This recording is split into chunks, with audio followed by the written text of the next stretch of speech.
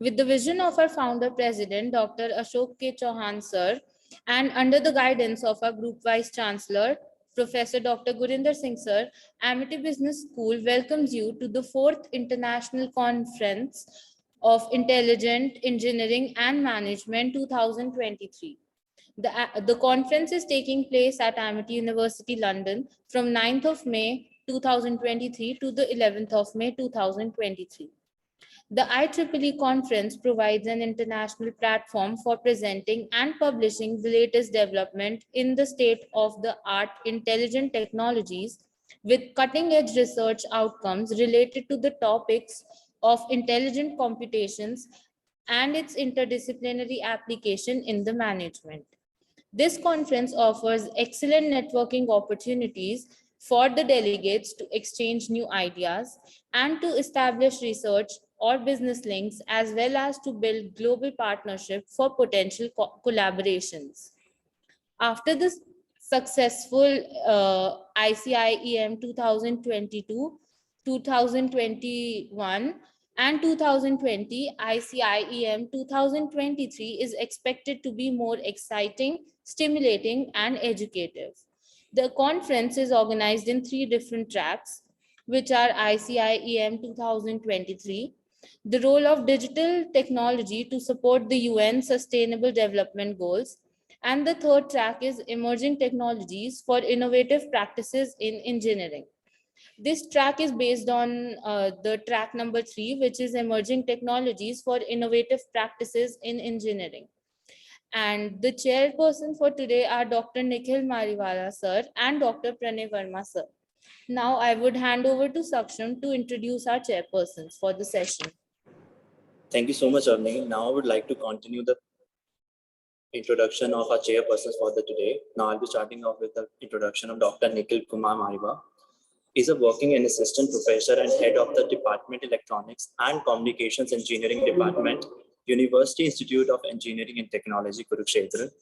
He did his PhD from National Institute of Technology, NIT Kurukshetra, in the Department of Electronics and Communications Engineering. He did his postgraduate in Electronics and Communication Engineering from Institute of Advanced Studies in Education, University, and did his BTech in Electronics and Instrumentation from MMEC Mulana, Kurukshetra University. He has more than 20 years of experience teaching graduate and postgraduate students. More than 33 students have completed their MTech dissertation under his guidance.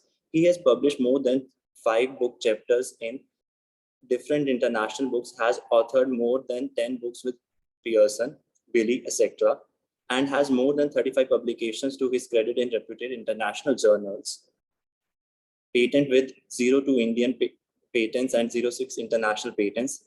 He has been chairman for special sessions in more than 22 international national conferences and has delivered a keynote address at more than 7 international conferences. He has also acted as organizing secretary for more than 70 invited talks, guest lectures in international leading universities pan-India. He has been awarded as the NPTEL enthusiast for the year 2019-2020 by NPTEL IIT Madras. He has also been awarded as the Career Guru of the Month award by Inspired Minds. His areas of interest are software-defined radios, cognitive radios, soft computing, wireless communication, wireless sensor networks, fuzzy system design, and advanced microscopes. So that was about Nikhil sir. Now I would like to talk about our Pranay sir. He's the author for today. Dr. Pranay Verma is a professor at Amity International Business School, Amity University in Noida. He is an avid researcher with interest in branding and research methodology. He is BTech, MBA, and a PhD. He has 16 years of industry and 10 years of teaching experience. His papers have been published in international referred journals with which are scoped index. So that was about the chairpersons for today. Thank you so much. Now we would like to continue our session by introducing the guests. Now I would like to inform all the presenters regarding the guidelines for the presentation. A presenter shall be given a minimum time of 7 minutes for his or her presentation. It shall be followed by a question and answer session. Timely completion of the presentation is the essence of the conference, and all the participants are requested to please stick to the time limit. To begin with, I would like to invite paper ID 47 titled Debunking the 5G COVID-19 Myth A comprehensive review of 5G and its implications in IoT by Pranjal Srivastava. So Pranjal, please take over. Good morning, everyone. My name is Pranjal Srivastava, and I'll be presenting this paper on debunking the 5G COVID-19 myth. There has been a lot of challenges that 5G has faced about its radiation effects and whatnot. Is my screen visible? Can you confirm? Yes, it is visible. All right. So the paper was about debunking the myths that have been related to 5G. There has been a lot of issues, for example, the radiation effects on wildlife as well as on human beings, then the effect on our sleep, then the security issues like it can be intercepted or not, and what are the architectural things that have been taken care while creating 5G. Also, there was a myth in 2020 when COVID was spreading fast. It said that in the area wherever 5G is there, the spread of COVID-19 is faster. So we try to dispel this rumor in this research paper. The various generations of mobile communication have been 1G, 2G, 3G, and 4G, and then came 5G, and now we are working towards 6G. These all had taken around a decade to for its development and then deployment. But 5G particularly has faced a lot of challenges. 5G has a lot of features to offer. That is the reason why it was developed and it is being deployed so fast in all over the world. The latency that is offered by 5G is reduced to 5 milliseconds, which was around 200 milliseconds during 4G. So it will be a very great advantage where different devices can communicate faster. There would be less latency, and as a result, real-time communication can be made possible. Then there is increased bandwidth. That means that softwares with higher processing can use this network for faster communication. Then comes advanced antenna technology, which means that the antennas are smaller in size. They can be installed in normal buildings or streetlights and normal towers that have been constructed. So new construction doesn't require for these antennas. Now there are 7 partners who have come together from around the world to make standards, promote 5G, and develop 5G. So these are the 7 organizations that have come together. Together they are known as 3GPP, and the standards are developed by these. They are rolling out 5G in 2 phases. We are currently in the first phase, which is non-standalone, that is using 4G technology infrastructure for deploying 5G. Then we'll move to standalone, where 5G will be deployed on its own. So then it will be in its full potential. It will be working in its full potential. Here you can see the image where there are very small size of the antennas, which can be installed on streetlights as well. This will be using high frequency radio frequency will be of higher range. So it can help in faster data rates. The speed that is available in different bands are in low band 30 to 250 Mbps is available. In mid band 100 to 900 Mbps will be available, and in high band 100 Mbps to 2.1 Gbps would be available, which is a very high rate, and AR, VR, and HD video streaming can be done easily without buffering time. Now, why did we need 5G? Because we need faster communication. There is a lot of devices that are connected today. Around 22 devices have been connected in 2022 in one household. So this is an average rate. And then we have heavy softwares coming up. There are AR, VR applications that are coming up. Then GPS tracking is also there. In all the devices we have today, we generally have GPS in our normal cars as well. And then sensor technology like IoT devices are also there. In factories especially, where we are trying to automatize everything. So for that, we'll require less latency. So the communication will be real time and will reduce wastage of resources. The challenges that have been faced, which was the actual motive of this research, was the challenges. First is that extinction of birds and animals are being there because of radio frequency that is being used by 5G for communication. It is a myth because radio frequency that is being used is non-ionizing, which means that it doesn't affect living tissues, or it cannot damage it till the time it is being in the safe limits. So the safe limits are around given by ICIERP. This is an organization which gives the guidelines, and the guidelines tells that the 5G base station should be within 61 volts per meter, and the frequency should be between 1.5 gigahertz to 10 gigahertz. Now, more research is needed because there are researches that tell that wildlife is being affected, the reproduction cycle is being affected, their migration is being affected. But then there are other research papers that tell that this is not true. So more research needs to be done for clearing the ground and taking a stand for this. So the second thing is that security issues. Yes, there are security issues when communication is being done through airwaves. It can be intercepted by unauthorized parties. However, 5G is made using while designing the architecture of 5G, encryption and authentication patterns were taken into consideration so that unauthorized access is not possible. Also, it uses techniques like beamforming and antennas, directional antennas, which will help in minimizing the amount of radiation broadcasted in all directions. So it will be directing it towards the person who is communicating or the device that is being communicating. The third is that radiation effects while sleeping. That is again not true, because radiation is within the safe limits. Second thing is that blue lights definitely affect us while using screens. So that might affect our sleeps. So the research that has been already made tells that it's mostly being distracted from the phones that are kept while sleeping. Fourth is the COVID-19 rumor, which we researched upon.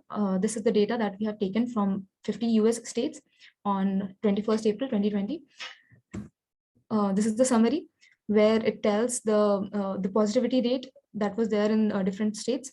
It ranges from 300 around 300 to 2,42,000. And so you can see that there is a variety of range. The numbers are from very small to very large numbers are involved. Now, does it really get affected if 5G connectivity is there or not? That was being researched. For this, R programming was used.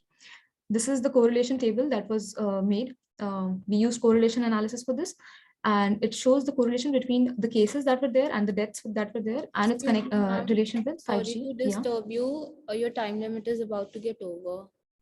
Okay, 1 minute. Okay, so the cases with the relation of cases with 5G is 0.2. When it's compared with population and population density and the area, it is more. So it is very clear that the relation of cases and deaths were not related to 5G. Instead, it was more related to the area. If the area is larger and the population density is less, then the cases would be less. If population density is more, the cases will spread faster, and as a result, deaths would also result. This is the linear relationship that can be shown from about the positivity rate and the population. You can see as the population increases, the positivity rate is also increasing, which is very understood why it is happening, because if the population is more, then it will be easier to spread this virus. There have been 4.4 billion devices that are connected to 5G. These are different standards that are being used for using IoT. NB-IoT is used for indoor coverage, whereas LTE-M is used for machine-to-machine communication and wider range communication. It is more costly than NB-IoT, but however, it is being used. Then these are the applications. First, IIoT, that is industrial IoT. In industry, there is a requirement of 5G because we need low latency, higher bandwidth, and high-speed communication. That's smart energy. So sorry to bother you in between, but your time is up right now. It's done. Yeah, it's just 2 slides. Yeah. Then smart energy, wherein power grids, etc., can use sensors, and it will be real-time communication, so it will reduce wastage. And then autonomous cars, that is flying cars and fully driven cars, will be made possible using 5G. That's all. I would like to conclude my research. Thank you.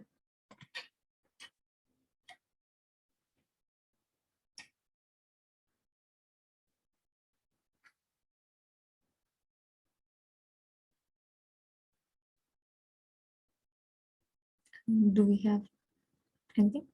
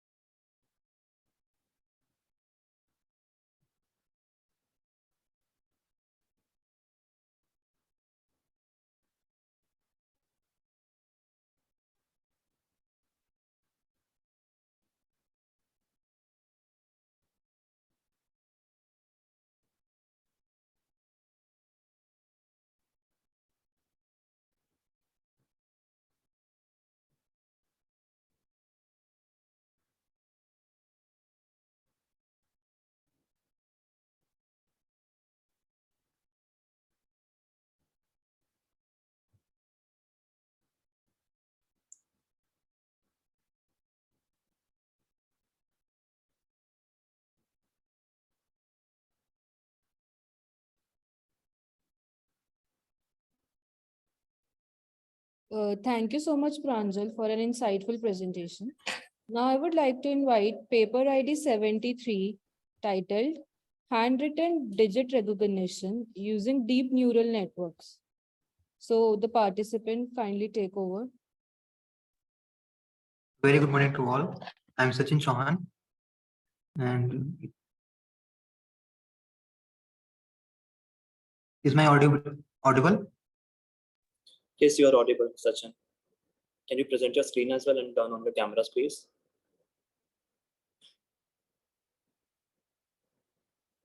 Yeah, thank you.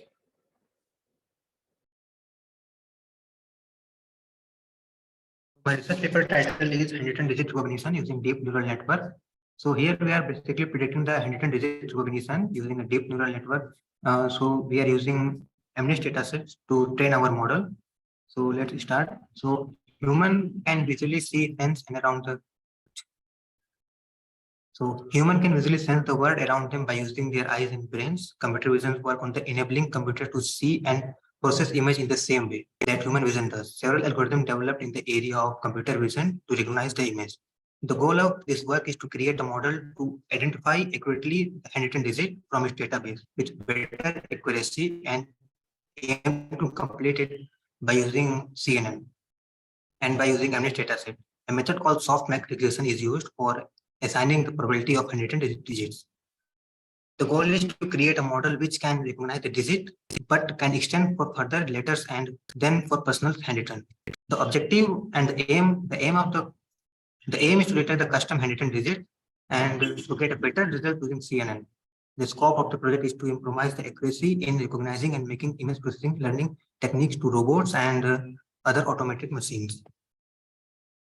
So the introduction. Handwritten digit recognition is a challenging problem in computer vision, which involves identifying and classifying the handwritten digits. This task is particularly important in fields such as banking, where checks are need to be processed, and in postal services, where the letters and parcels need to be sorted by their zip codes. And the process of handwritten digit recognition involves analyzing an image of handwritten digits and extracting relevant feature from it. The features are then used to classify and digit into 1 to 10 possible classes corresponding to digits 0 to 9. In the past, various techniques have been used for this task, including template matching, feature extraction, and machine learning algorithms such as support vector machine and k-nearest neighbor. In recent years, CNN have emerged as a state-of-the-art technique for handwritten digit recognition. CNN are the type of neural network that are particularly well suited for image recognition tasks, as they can learn and detect patterns and features in image through a hierarchical process of convolution and pooling operations. This makes them ideally suited to the task of the handwritten digit recognition, as they can learn to recognize the digit unique features of each digit, such as shape of the digit present, shape of the loop present in 9, and curvature of the digit 8. So here we are using MNIST dataset to train our model. MNIST dataset consists of 7,000 grayscale images of handwritten digits, each of size 28 by 28 pixels. And for the training purpose, we are dividing it into 60,000 images for training sample, and for testing sample, we are using remaining 10,000 images. So we can see here the sample image from the MNIST dataset, which is of 28 by 28 pixels, and it has a grayscale of 255. 255 means the pixel is activated, means it is white, and 0 means the pixel is deactivated, and it is black. So we are using convolutional neural network, in short CNN, a type of neural network that particularly well suited to image recognition tasks such as handwritten digit recognition. CNN are designed to automatically learn hierarchical presentation and of the feature from raw input data such as images. So here we are using ReLU as a rectified linear unit, and for introducing non-linearity into the network.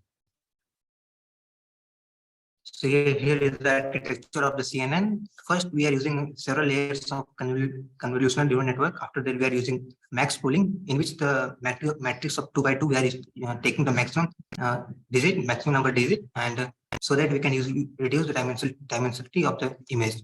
After that, we are using fully connected layers. After that, there is a final layer, means output layer, which has a 0 to 9 range. So for training and evolution, for training, we are using a loss function and an optimizer. The loss function is a short match regression For evaluation, the CNN is evaluated on the test set using matrices such as accuracy and confusion matrix. For user input, we are using GUI screen, which is from Tincture library, and for showing the results and the predictor accuracy. Here is the data flow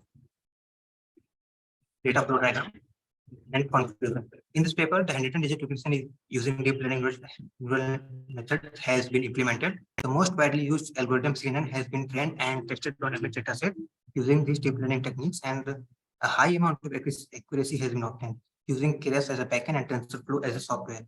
The CNN model is able to give accuracy of about 99.5% in the training and the 97.6% in the testing. The goal of this project was to explore the field of deep learning and to try to come up with some techniques that could be used without going into deep computations. And even if the final result is not very reliable, it still provide accuracy way better than random, and is to make the model test with robots and use creative artificial brains. As this model could be very small part of it, the digit recognition is an excellent prototype problem for learning about neural networks, and it gives a great way to develop more advanced techniques of deep learning. In future, we are planning to develop a real-time handwritten digit recognition system. That's all. Thank you.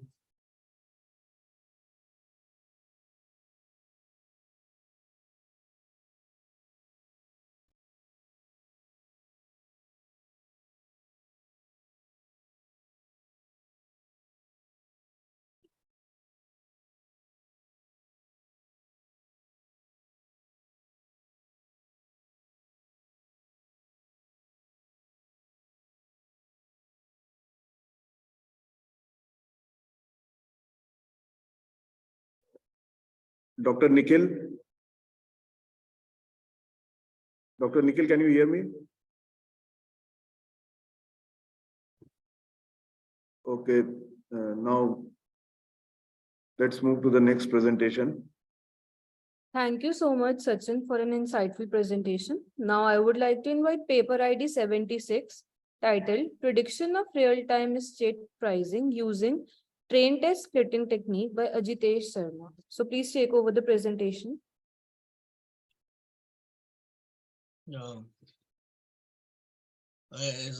My audible is clear, yes? Yes, you are. Yes, you're clear. My name is, my name is Ajitesh Sharma. I'm a student of Galgodias University. I'm currently pursuing my BTech from Galgodias University. So first of all, I'm very thankful for the Amity University for giving me such opportunity to present my paper in 4th International Conference on Intelligent Engineering and Management.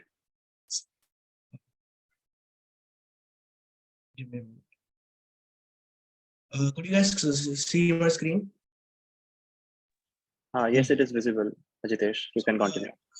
Yeah. So my research title is Prediction of Real-Time Real Estate Using Train Test Splitting.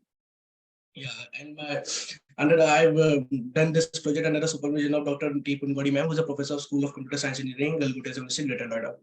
The table of contents of my projects are as such. Like first of all, we are going to talk about the abstract, then introduction, the methodology, the merits of the ecosystem, architecture diagram, and then the references. Yeah.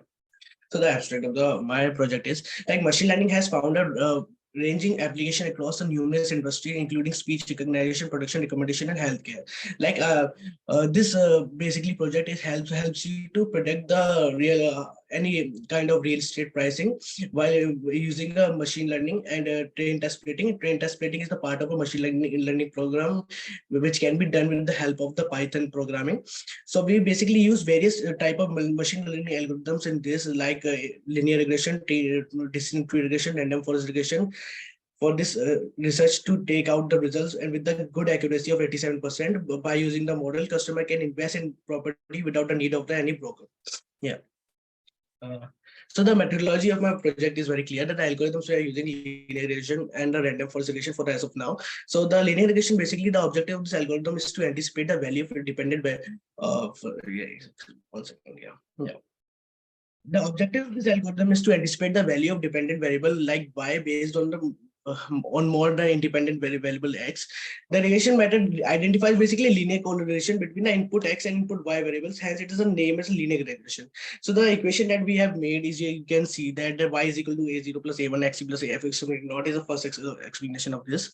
The second algorithm that we have followed for this is random forest regression. This regression basically helps you to participate in the data set and helps you to get the each split of the training program in separate ways, and from that you will get the regarding output exactly. Yeah. The next two algorithms that I use for this is decision tree regression and RMSE. The decision tree regression, basically in this, we can easily estimate that the regression models with the shape of the tree with the aid of examining the traits of the detail, accept the records inside the destiny to provide how to not to simply represent it by means of the machine learning algorithms. The RMSE that we have developed on the basis of these studies could be examined using root mean rectangular errors is used to calculate the anticipated universal overall performance with the resource of thinking about the project blunders of each factor, such as RMSE is a useful metric for evaluating the regression models for various reasons. Finally, it provides a straightforward understanding of how well the model aligns with the data by measuring the various variance between the predicted and actual values. So the next equation that we have concluded is the RMSE value. Yeah. Second, I would like to say that the required tools that we have used for this particular program to give a desired output is the hardware requirement. Basically, i3 processor based computer is minimum required for you to take out the results. Memory 1 GB would be fine, hard drive 50 GB, monitor, internet connection. Yeah. The software requirements is Windows 8 or higher, because the Jupyter Notebook is the main source of the program in which we have coded the program, and it is required at least Windows 8 and the operating system, which is very desirable. The Jupyter Notebook in which the code has been declared, and the recommend browser would be Google Chrome. Yeah. The limitation of the program is that data need to be entered properly, otherwise outcome may won't be accurate, and language used, we have used Python 3. The merits of the proposed method: cost saving. First of all, it gives accurately predicting real estate price, can help to reduce the need of the costly appraisal and the variation services. The residence price prediction is crucial to force estate efficiency, as early house prices were determined by calculating the prevailing and promoting rates in the locality. Consequently, the house change prediction version may be vary in filling the statistic gap and providing real estate efficiency. The transparency that train test splitting that we have is used is basically it helps to helps the chances for increase the transparency and accountable in the real estate market. It basically split your data into data sets, and from that you can easily conquer one data set separately and another one separately, so you will easily conclude what will the result will be. So you can train your model in two ways. Yeah, the architecture diagram that I follow for to take out the program is the data collection, data cleaning, train test splitting. Then we have created a pipeline. After followed by that is would be model selection, then model evaluation. How that we have evaluated it, then we cross validate all the data sets, and then the result output would become. Yeah. The implementation of this is fine. Like first we process the records of the data set. The record I have taken, the data sets that I have taken is from the Boston University data collection, is available on internet, is open source. From that I basically process the required data, and from that I would be able to give the desired output. Yeah, coming back, so you can see that the record data prediction that had used by use of the bar graph is showing like this, followed by the train test splitting. The train test splitting is a look at that split the technique used to estimate the overall performance of a system. Gaining knowledge of algorithms, which they are used to make predictions on facts or not how they're used. Examining the performance of the gadgets, gaining knowledge of algorithm for your predictive modeling. The problem, even though the technique is easy to apply and interrupt, but there are instances when it must no longer be used, including when you have small data set in situation where extra configuration is needed together with when it's being used for category and the data set is not balanced. You can see that we have split the data into programs. Like you can see that the first we implemented, like the last slide I show you that how the bar graph would be formed, and by this you can easily split the data.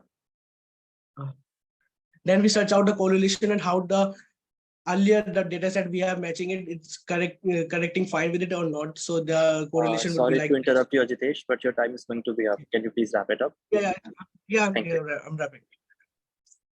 Yeah. So basically, the resultant discussion of this program is the primary objective of this proposed system is to discover the ability of various ML algorithms in addressing a particular problem. The findings of the study revealed that the random forest algorithms exhibited superior productivity in terms of accuracy.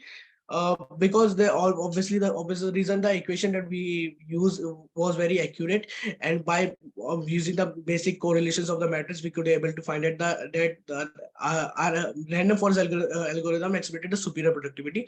The RMC outcome, you can see this 2.91 mean value standard deviation of the each program, as you can see, is this. Yeah. The conclusion is that we able to predict this whole package is using the RMC value of 2.912 that indicates a model prediction having an average error of 2.91, but overall finding of this that it gives the accuracy of 87%. And these are the references. Thank you. Thank you.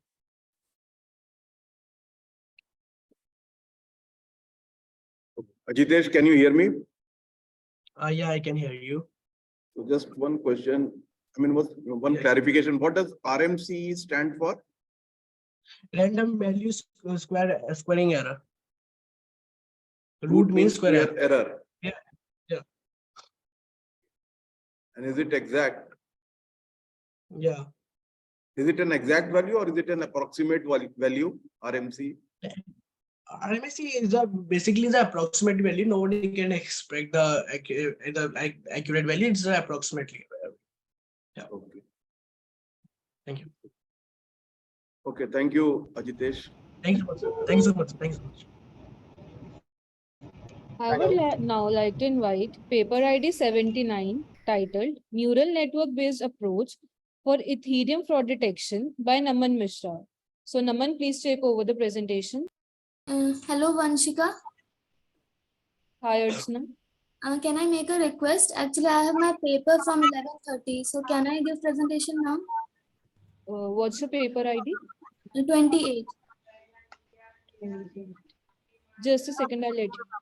Okay. No,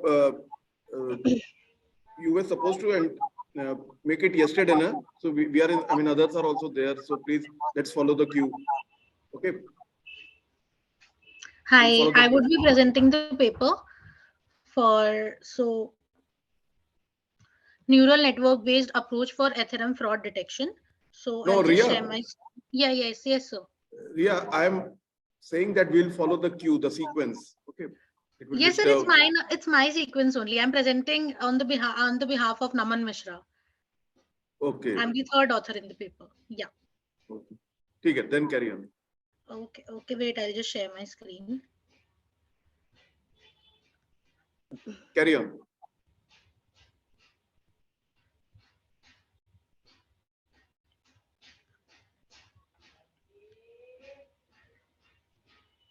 Is it visible?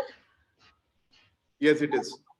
Okay, so hi everyone, myself Riya Singh and I am a student of Masters in Economics from Galgodia's University, and I'll be presenting this paper, Neural Network Based Approach for Ethereum Fraud Detection, and I hope you all are doing very well. So let's get ready for this. So Ethereum fraud, as you all know that Ethereum fraud can occur through various methods such as phishing attacks, fake ICOs and Ponzi schemes. So what happens is these schemes lure unsuspecting victims into investing their funds into a fraudulent project, or they can send their cryptocurrency to a fake wallet address. So this says that the disadvantages of Ethereum fraud are very large in numbers, such as the victim may lose their entire investment or cryptocurrency holdings, which can be devastating, we all know. After all, it's someone's belongings and it's getting lost. So in addition, that fraudulent activities harm the reputation of Ethereum network and the broad cryptocurrency industry as a whole. So it can also lead to increased regulation and government scrutiny, potentially limiting the growth and adoption of cryptocurrencies. Then why we choose neural network? Since neural network is a type of machine learning model that is inspired and structured by the function of human brains. So it consists of multiple layers of interconnected nodes that process and analyze the input data, learning to recognize the patterns and make predictions or classifications. So neural networks have been successfully applied to a various range of tasks such as the image and speech recognition, natural language processing, and even game playing.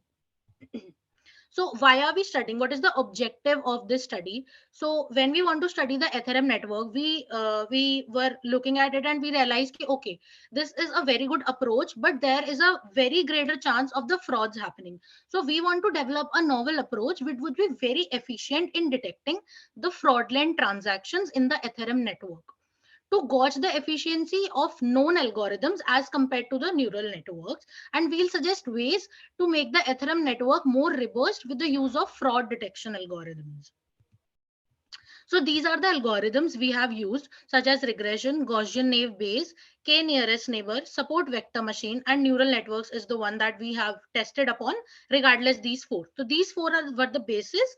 These four were the basics that were used to be tested, and we have added neural networks as against to test these things. Next, the data set. So the Ethereum fraud detection data set contains on about 7.2 million Ethereum transactions, which can be accessed through Kaggle for transparency and reliability, since it all works on the blockchain. So there is very much transparency. So the data is imbalanced in terms of class and distribution, and we had taken 44 input features, including the Ethereum account addresses, in time differences, ERC20 token transactions, and Ethercent. Dataset was used to test the performance of the classic machine learning algorithms and neural networks in classifying transaction as valid or fraudulent. So the methodology we have used is that we created the dataset and it was examined with the help of exploratory data analysis. And then there was a correlation heat map that was generated that I'll show you in the next slide. Then the class imbalance was found. So we rectified it using the SMOTE, which is the synthetic minority oversampling technique, and following which it was fed to the various algorithms, the one I named before in this slide. All the data was fed to these 5 algorithms. Then neural network is a combination of multiple dense layers of as well as dropout layers to handle the problem of overfitting. That is why we chose it as our solution to the fraudulent problems. Then you can see as the correlation between the data was found, showing that most of the data is highly correlated and thus can be used without any pre-processing. The results, we fed data to all the algorithms and these were the results, and we could see that neural network the efficiency or the correction of neural network, the result it gave was 0.97, which was almost a close call with the regression with 0.838, but still sorry, regression and KNN, which is 0.954, as you can see on the screen. But neural network outperformed all the other predefined algorithms such as regression, KNN, SVM, and GNV.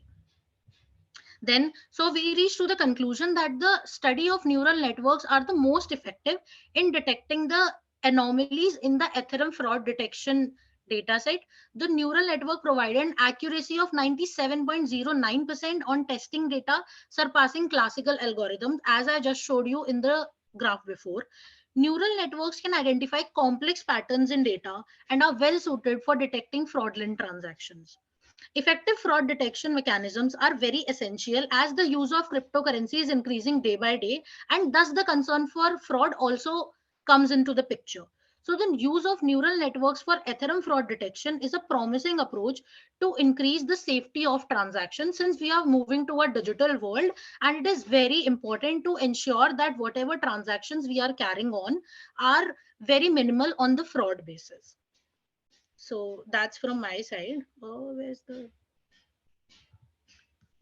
Yeah. Hello. I hope you're able to hear me now. Ria, are you able to hear my voice? Hello. So you are not audible. Can you please repeat again? Hello.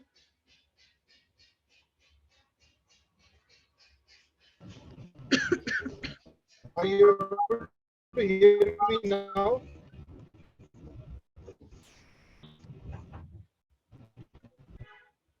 Vanshika, can you please ask him what his question is? I'm not able to understand.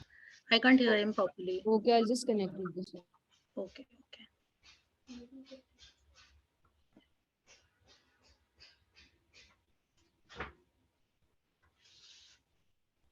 Dr. Nikhil, if you could repeat your question.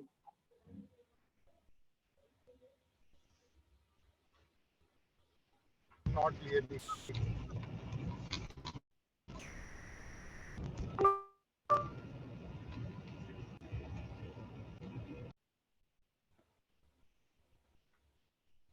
I think there is an audio issue. Let's can't hear it.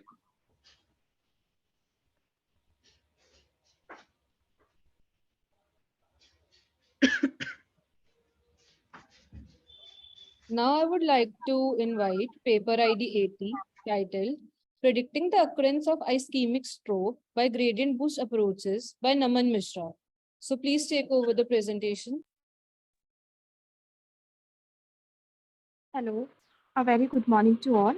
This is Simran Agrawal from Galgodia's University, student of Masters of Art in Economics, and I am giving the presentation on the behalf of my two or other members. Is I am audible? Yes, you are audible, Simran. Please share your screen for the presentation. Okay.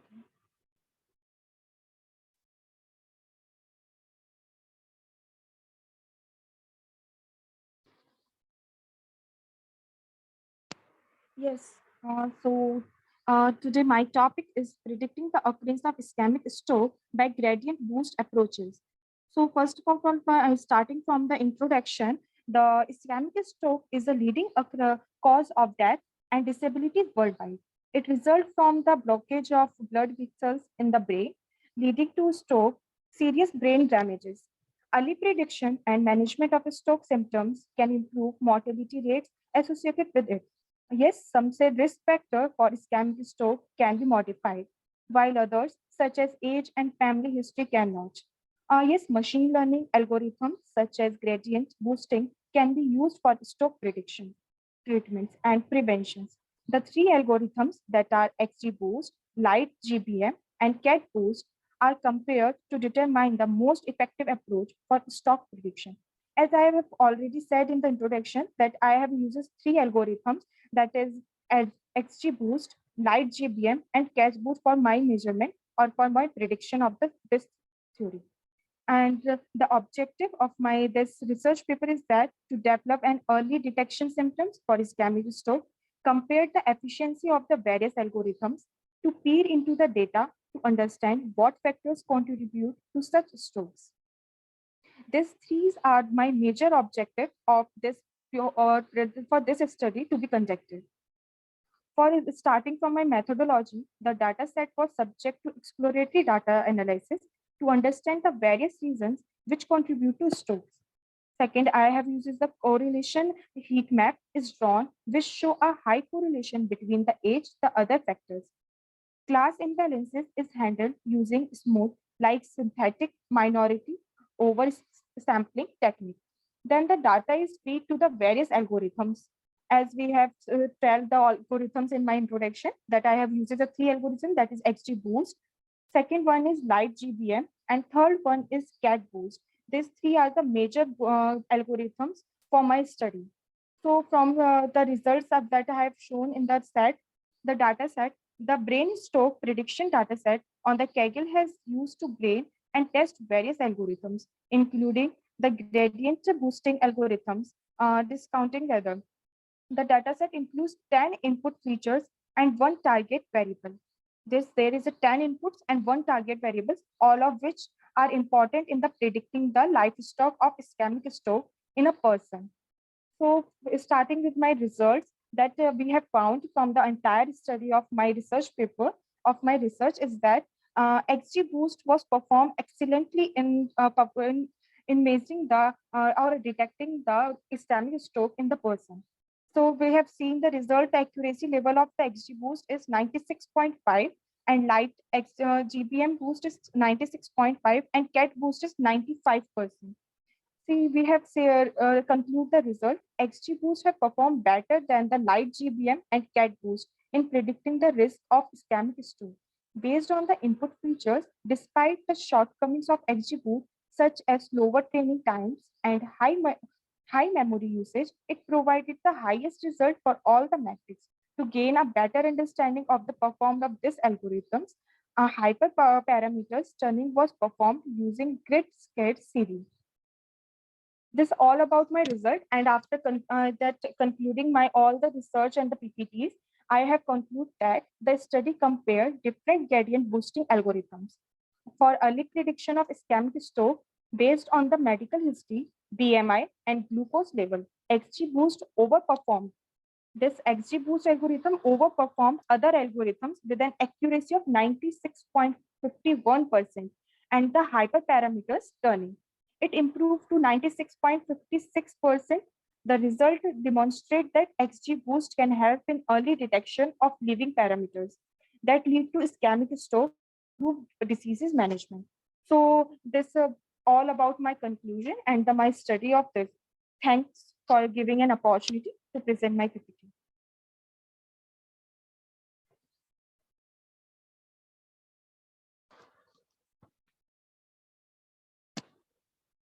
Hello.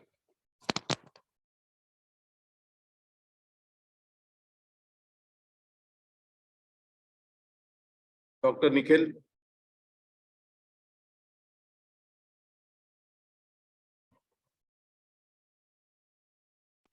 Sir, are you able to hear me now? Yes, we can hear you. Unfortunately, there was some problem in the network. I don't know. Right. I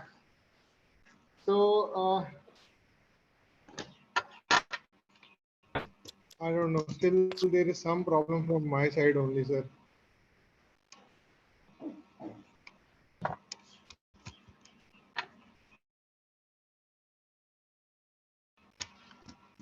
So, can you just tell me the prediction part that you have implemented?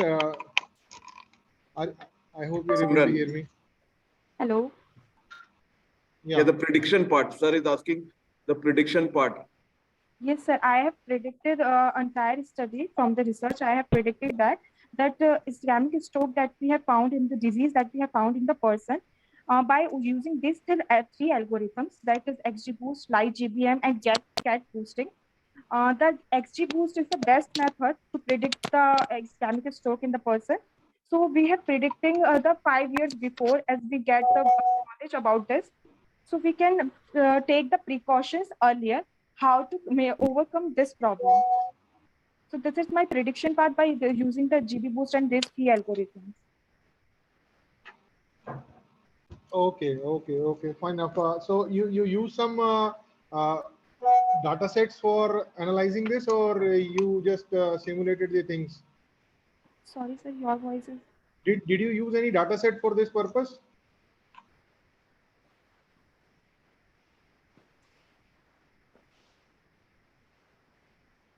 I don't know. Are you able to hear me again? Simran, did you use any data set for this? Sir, voice is breaking in here. I think there is some problem on her side now. Yeah, I think. Yeah, no problem, sir. We shall move ahead, sir. Yeah. Thank you so much, Simran. Now I would like to invite paper ID 86, titled Global Positioning System Based Wildlife Animal Tracking System by Niranjan Murthy M. So kindly take over the presentation.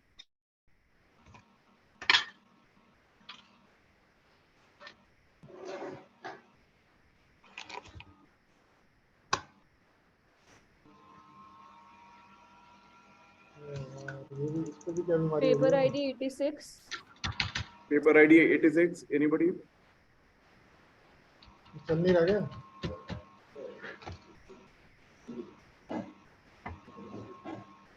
Now I would like to invite paper ID 87, titled Role of Thermal Images in Various Applications of Computer Vision by Ravina Gupta. So kindly take over the presentation, Ravina.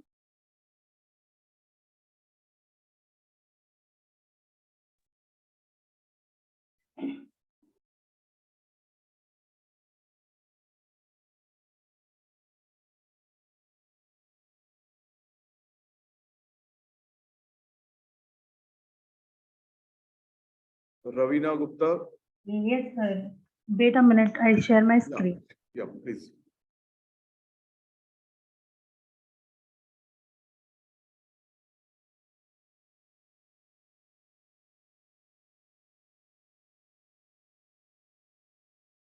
My screen is visible. Am I audible, sir? Yes, Ravina, you are audible and your screen is visible. You can continue. Thank you.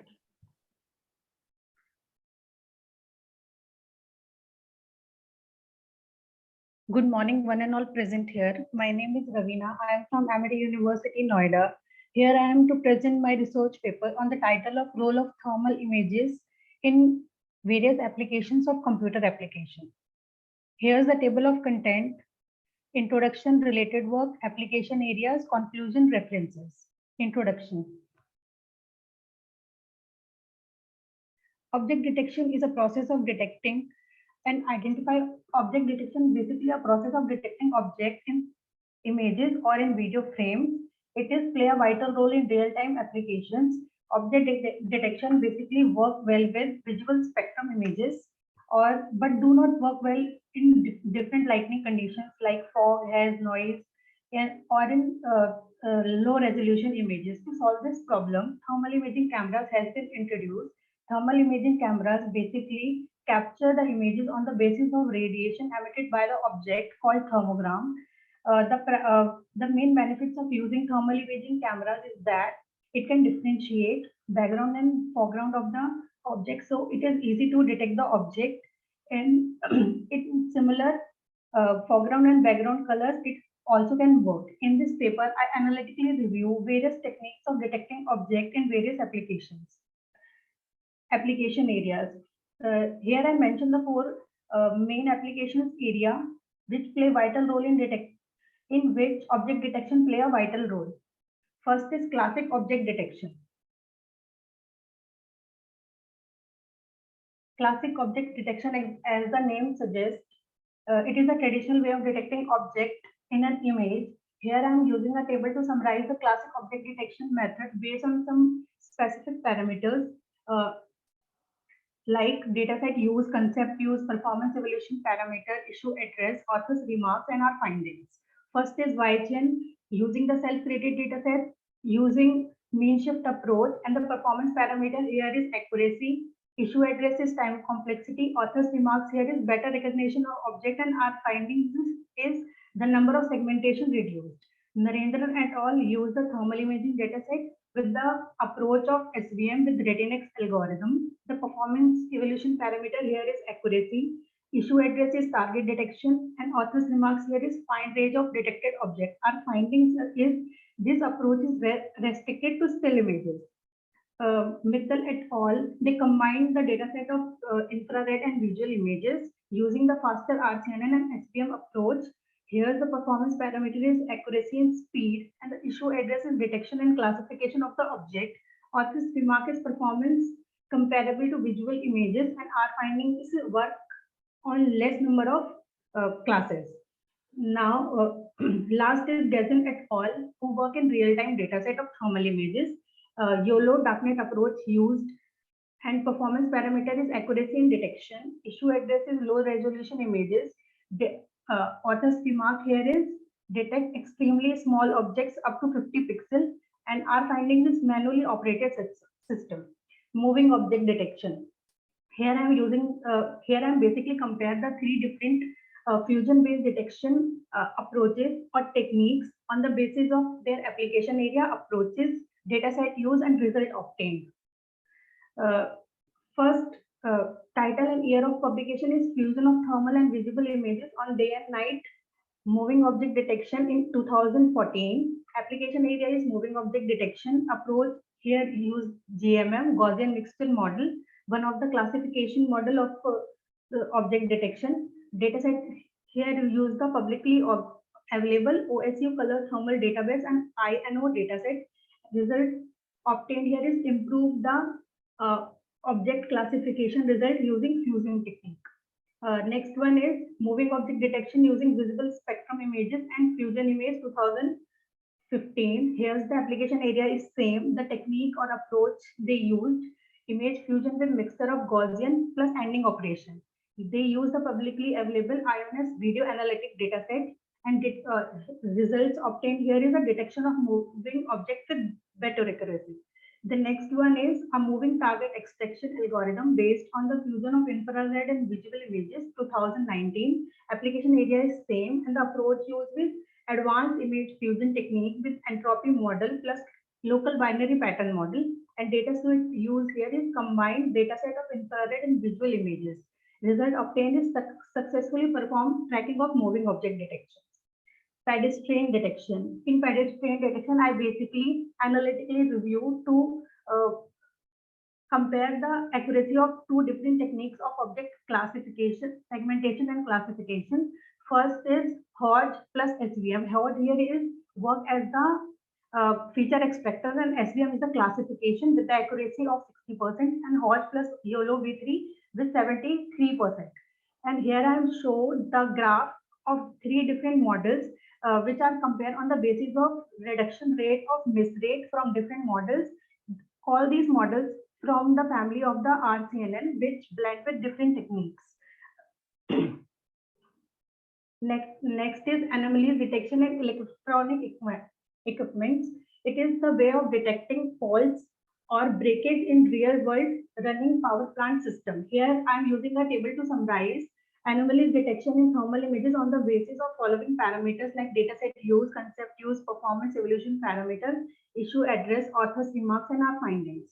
Lee Yuan used thermal imaging dataset, used the deep neural network approach, and performance parameter here is effectiveness, issue address. Ravina, sorry to interrupt you, but could you please summarize it? Your time is going to be up right now. This is the last slide. Yeah, thank you.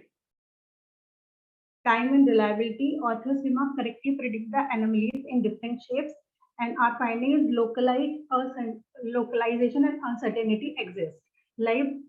Use the self-created dataset, use SVM approach for the classification of the anomalies, and the performance parameter here is accuracy and time. Issue address is misclassification of errors. Author's remark is classify reason of interest, and our finding is this approach is restricted to still images only.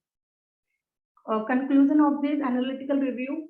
In this paper, we have addressed some techniques like YOLO, YOLO V3, and the many more YOLO techniques, CNN-based machine learning model, SVM, deep neural network for classic object detection, moving object detection, anomalies detection. The extensive point of comparison between the different methods technique is the accuracy, time complexity, speed, and the effective decisions. These are the references. Thank you. Thank you so much.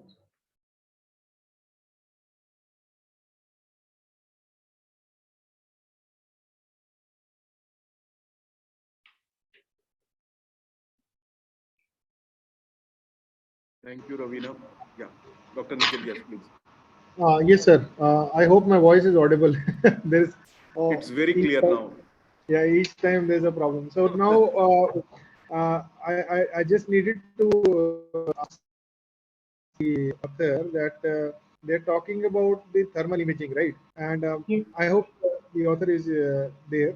So from where did you take these thermal images? The first question arises like that. Sorry, sir. From where did you took these thermal images?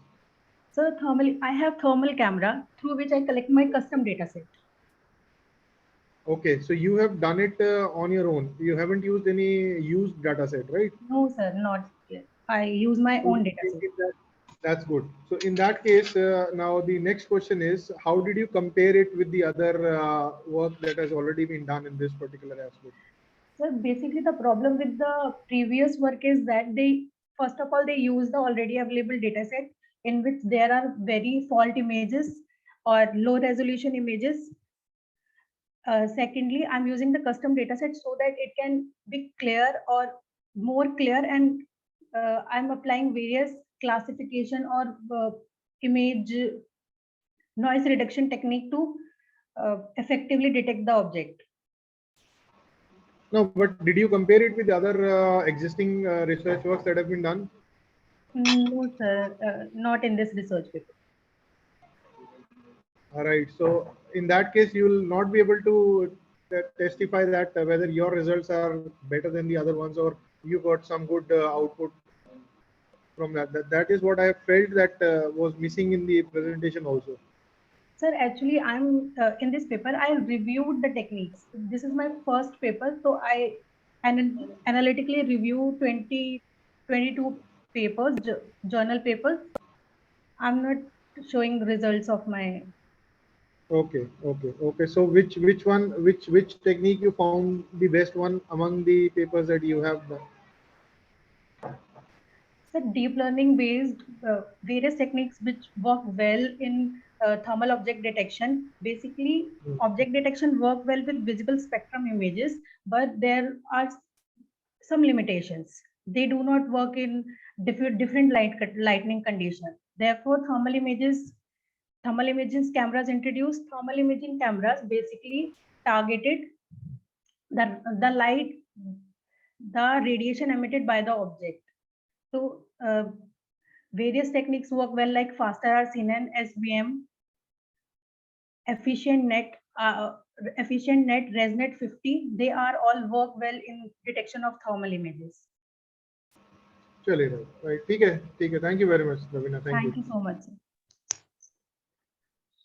So thank you so much, Ravina, for presenting your PPT. Now I would like to call the next person with the paper ID 107, and the paper title is Designing and Implementation of an Easy to Use Tracking Device for Logistic Applications. The person may present their paper. Thank you so much. Can you give me a minute to present my screen? Yeah, sure.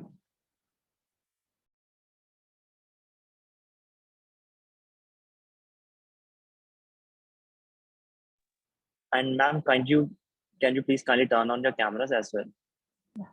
Yeah, thank you.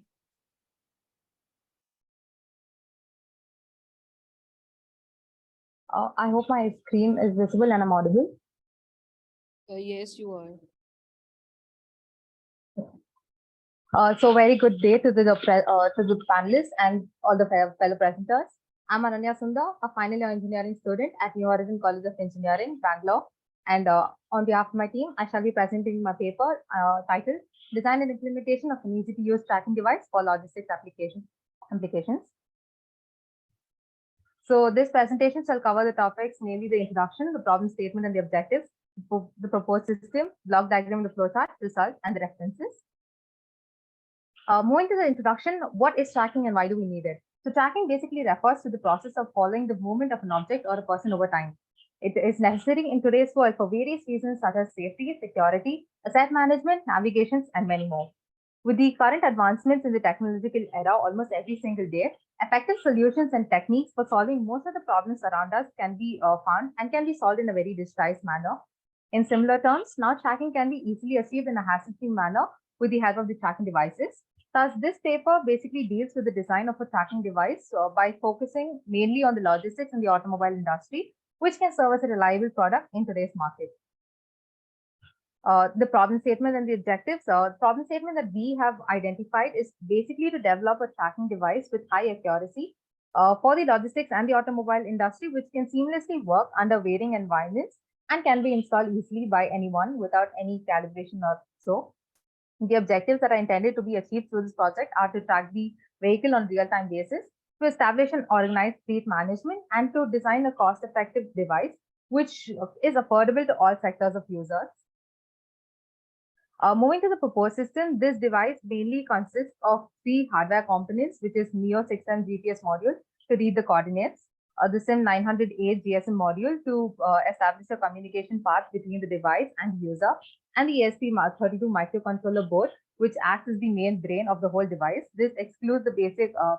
This is excluding the basic requirements such as wires, a power source, and the battery, and the breadboard or the PCB to make the connections. The whole project has been programmed using the Arduino IDE, and we use the ThinkSpeak platform as a cloud platform. So the device basically has two methods of implementation. The method one is where the communication path between the device and the user is established with the help of the GSM module. The GSM module consists of a SIM card which connects itself to the cellular network, and thus the user who connects the cellular network from his side establishes the communication between the device and the user himself. So in this method, the user, when he intends to know the coordinates of the device, sends a message to the number present on the device. The phrase should be a predetermined one. While receiving the message, on receiving the message, the GSM module basically sends it to the ESP32, where the microcontroller basically cross checks whether the predetermined phrase and the received message are same. And if the same, it replies to the message with the coordinates right from the GPS module. This method does not need any sort of internet connectivity.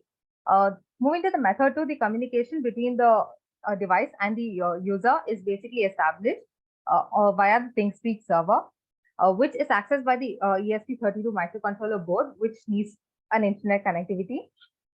Basically, the ESP32 board reads the GPS coordinates from the GPS module and constantly writes it onto the ThinkSpeak server, through which the user can access it from his side. The coordinates, which are displayed on the map channel on the present on the ThinkSpeak server, thus the coordinates are displayed on the map and not just as coordinates. This method, however, needs an internet connectivity in order to access the cloud. Thus, the presence of two methods is basically to ensure that the user receives the coordinates by either of them approach, depending upon the network connectivity, thus intending to make the device a foolproof one. Coming to the block diagram, the architecture is extremely simple. We have a GPS module which sends the coordinates to the ESP32 microcontroller board. The microcontroller and GSM module have a two-way communication between them in order to cross-check the message received under the method 1. The GSM module, which consists of a SIM card, basically connects to the cellular tower, and the cellular tower also has a two-way communication with the user's phone. Similarly, the ESP32, which is connected to the Wi-Fi, connects to the ThinkSpeak server, and through the ThinkSpeak server the user can access the coordinates. Coming to the result, the image on the left side is basically the result of method 1. The method 1, as you can see, the message track has been sent. Here, track has been set as the predetermined phrase at the time of coding, and as the predetermined phrase and the message are the same, the tracking device replies back to this message with the coordinates. And method 2 is basically from the map channel or on the ThinkSpeak server. Both the coordinates are of the same thing. So this is how a single coordinate can be read on both the methods. Coming to the references, these are the references that we've used, we have referred to, and thank you. And I'm open for questions.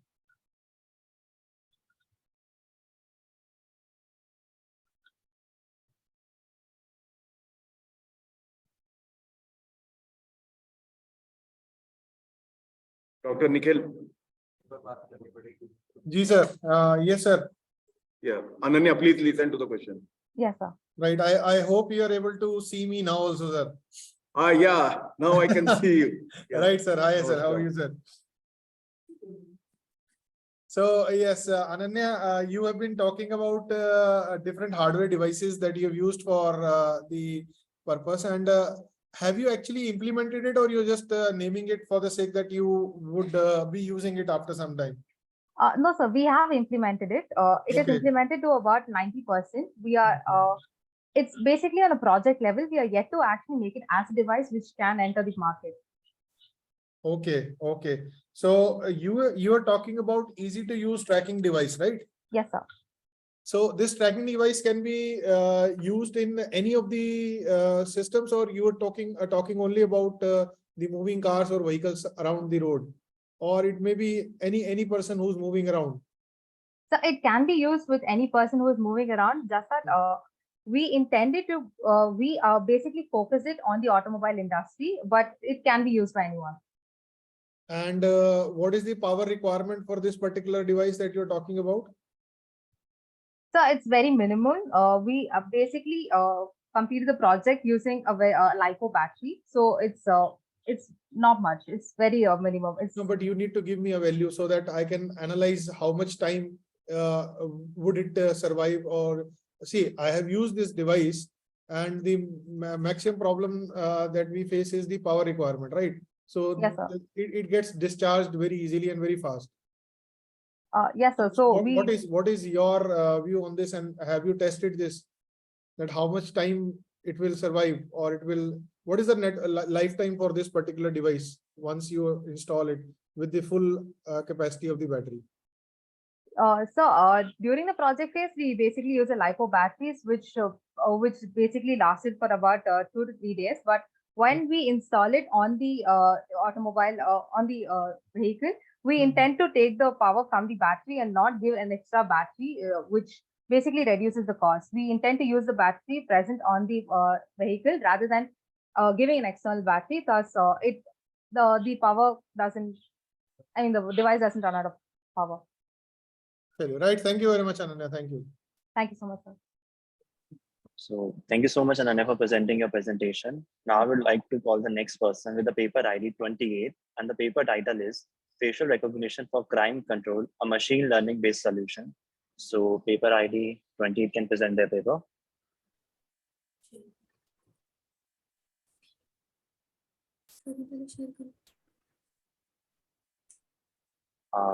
Are you there with us?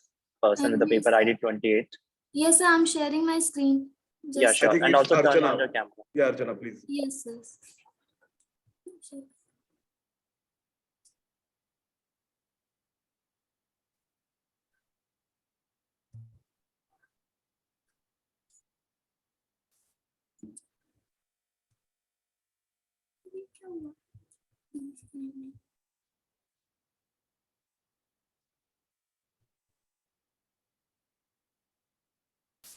So is my screen visible? Yes, it is visible completely. You can continue. Okay, sir. Good morning to all. My name is Archana Singh, and I am here to present my paper named Criminal Face Detection System. So it is basically a web application in which we have made a web application in order to tackle the present manual system of detecting criminals. So nowadays the world is becoming tech. So this project is focusing on the system of matching face matching with the help of technical rather than manual. So the target audience for our project is basically the policemen and the criminals, and it can also help us in matching the faces on the airports and anywhere where we need to identify people. And this system which we are using now was a manual pen paper matching of criminal by matching photos or by drawing sketches. But now we are becoming tech, and in this busy world there is not such time to manually do anything. So we can have a project in which we can technically match the specifications of the features of criminals and easily do our work. So this is the use case of our project.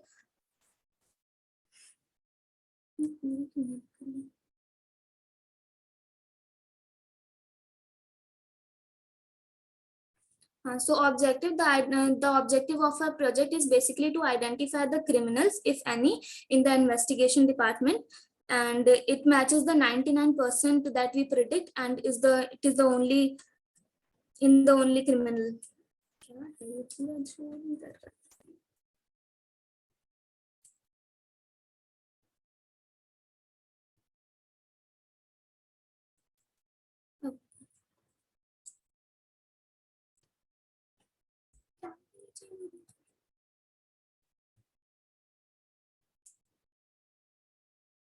So project scope, the scope of the project is confined to store the image and store it in the database. And when a person has to be identified, the images is stored in the database and compared it with the existing details. The purpose of our project is there is no dedicated criminal face. The purpose is that there is no dedicated criminal face detection system as now, and this system assists in facial detection of criminals rather than police technicians have to go through the different pictures of criminals. And in this, we manually slice each picture of generated images, and we extract the features of the criminal face in our database and store it in our database. So moving to introduction. So criminal record contains personal information and photographs about a particular person. To identify any criminal, we need identification regarding that person, which are given by the eyewitness.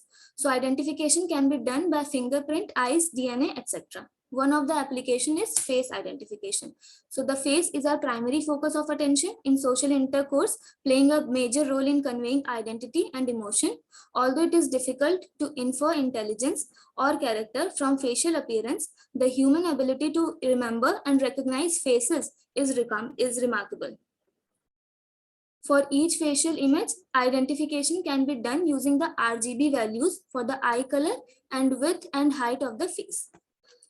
So eyewitnesses will select the slides that appear on the screen, and by using it, we retrieve the image of the face from the database. And if the matching is 90%, then we declare that it is the criminal we are looking for. The literature review of our project is here. So the methodology is crucial in the SDLC model, as it dictates the necessary software requirements and development progress. If any modifications are necessary during the development phase, the entire process must start fresh for any procedural alterations.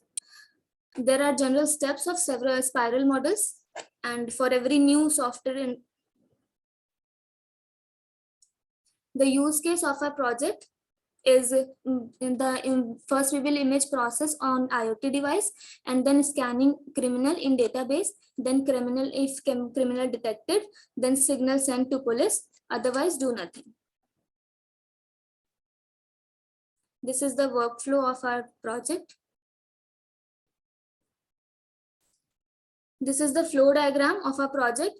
In this, we are mainly we have two databases. First is the captured image, previously captured image, and the real-time captured image, and we will match this image with the registered face image. If the image present in the database, then we will extract features, compare with database image, and identify matching record.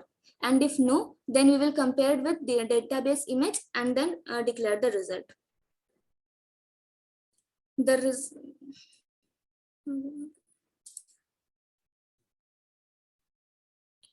The result of a project is to arrest the cheating on ATMs. The best way is to prepare a database of all the customers using a good resolution camera and a facial recognition system, so that whenever customer uses their ATM card, ATM machine automatically matches the photograph of the customer with the database.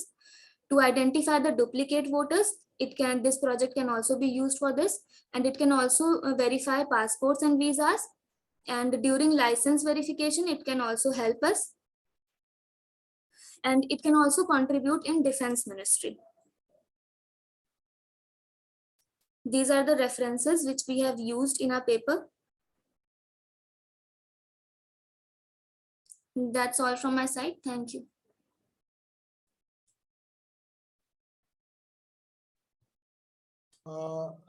So very good afternoon. Archana, I think the name of the author here is Ashima. Yes, ma'am. Yes, sir. She is our coordinator for the project. So you are presenting it on her behalf, right? Yes, sir. Okay. Okay, fine. Archana, so you have talked about the facial recognition based crime control, right? Yes, sir. So you are using real-time data in this case, or you are using the recorded feeds that are coming? So we are using both of this. If a new criminal comes, then we first compare it with the existing criminal. If not, then we add the features of this criminal into our database. So for that purpose, you must be having a database of all the criminals in that case, right? Yes, sir. Yes. So who has provided you that? Sir, we are using Kaggle for this. Okay, okay.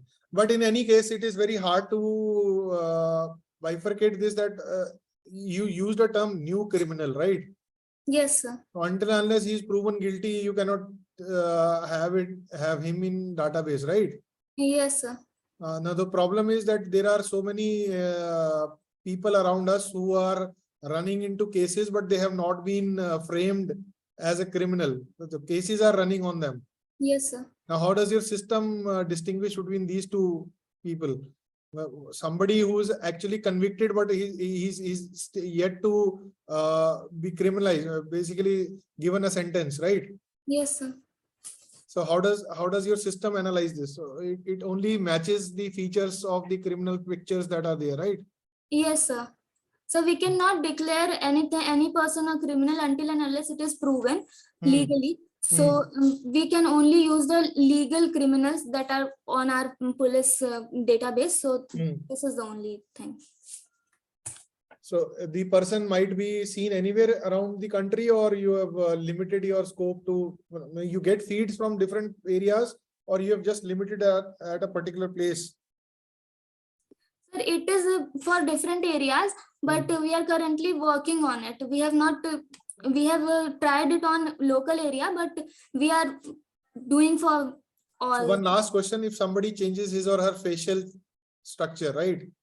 Then how does your system recognize? Because in the criminal structures here, the picture is different, and now how he or she is looking right now is totally different. He has changed his attributes, right? Yes, physical appearance has changed. Now, how does your system recognizes it?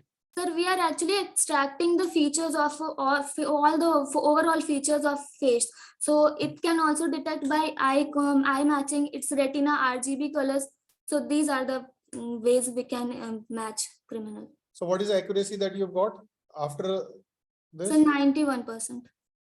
Okay, fine now. Thank you very much. Thank you. Thank you so much, Archana, for presenting your paper. Now I would like to call the next person with the paper ID 30, and the paper title is Health Disease Predictions Using Machine Learning and Internet of Things. So the person can present their paper now.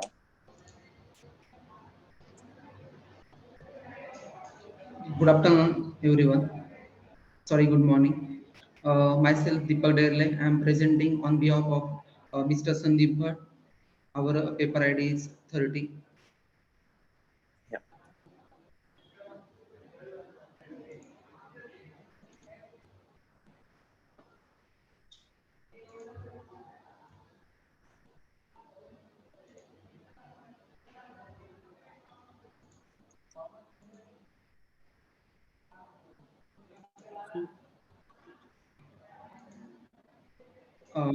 My paper title is Health Disease Prediction Using Machine Learning and IoT.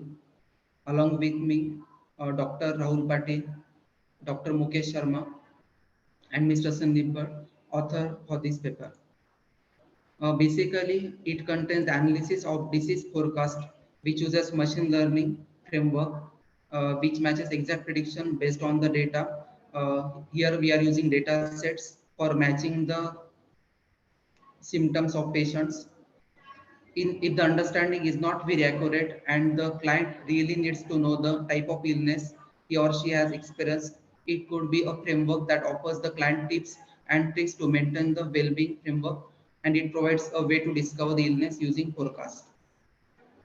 Basically, it uses data sets, as I said before, in medical facilities to predict the spread of infection. IoT, cloud computing, and fog computing are popular issues in the field of illness detection and prediction. It is also widely used in healthcare. Basically, the core part of this application is it will be widely useful for healthcare applications and solutions. Now, introduction. We are using AI, artificial intelligence, for medical field to create the algorithms to take input from the patient. We require a patient's medical history as well as physical examination in some cases in some diseases. It is frequently challenging because many signs and symptoms are complex also, and those are only diagnosed by the medical professionals.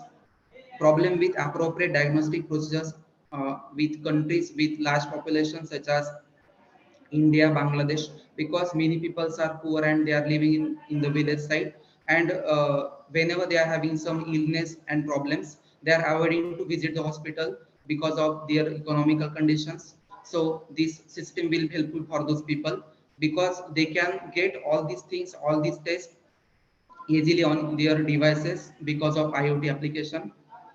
Then we are using machine learning here, which is used to anticipate the sickness of the persistent person. For prediction infection, compare patients' current data with the past patients, means the patients who have visited the application, their symptoms already part of the data set, and it will be matched with the current patient, current person who will use that application. Then the traditional methods for diagnosing are costly, time consuming, and it frequently involve human involvement. Then we are having ML BDD. It stands for machine learning based disease diagnosis, which is quick and affordable, and it is promising for all the peoples. Then analysis of disease prediction using machine learning. The infections of patient based on indications and other common data utilizing the data sets. Here that ratio has been given. In clinics, after comparing, it will give 80% exact outcome, and while creating advanced with some complexity, it may give 100% output also. But again, as I said before, it is difficult for critical patients. The client must enter the indications from the given drop-down menu, which is very user-friendly application. People can use mobile application, and they can select the symptoms whatever they have, and they will put it from that drop-down list, and whatever data set is present in the application, as per that it will show some result to the person. Here we are using some training parameters in the model.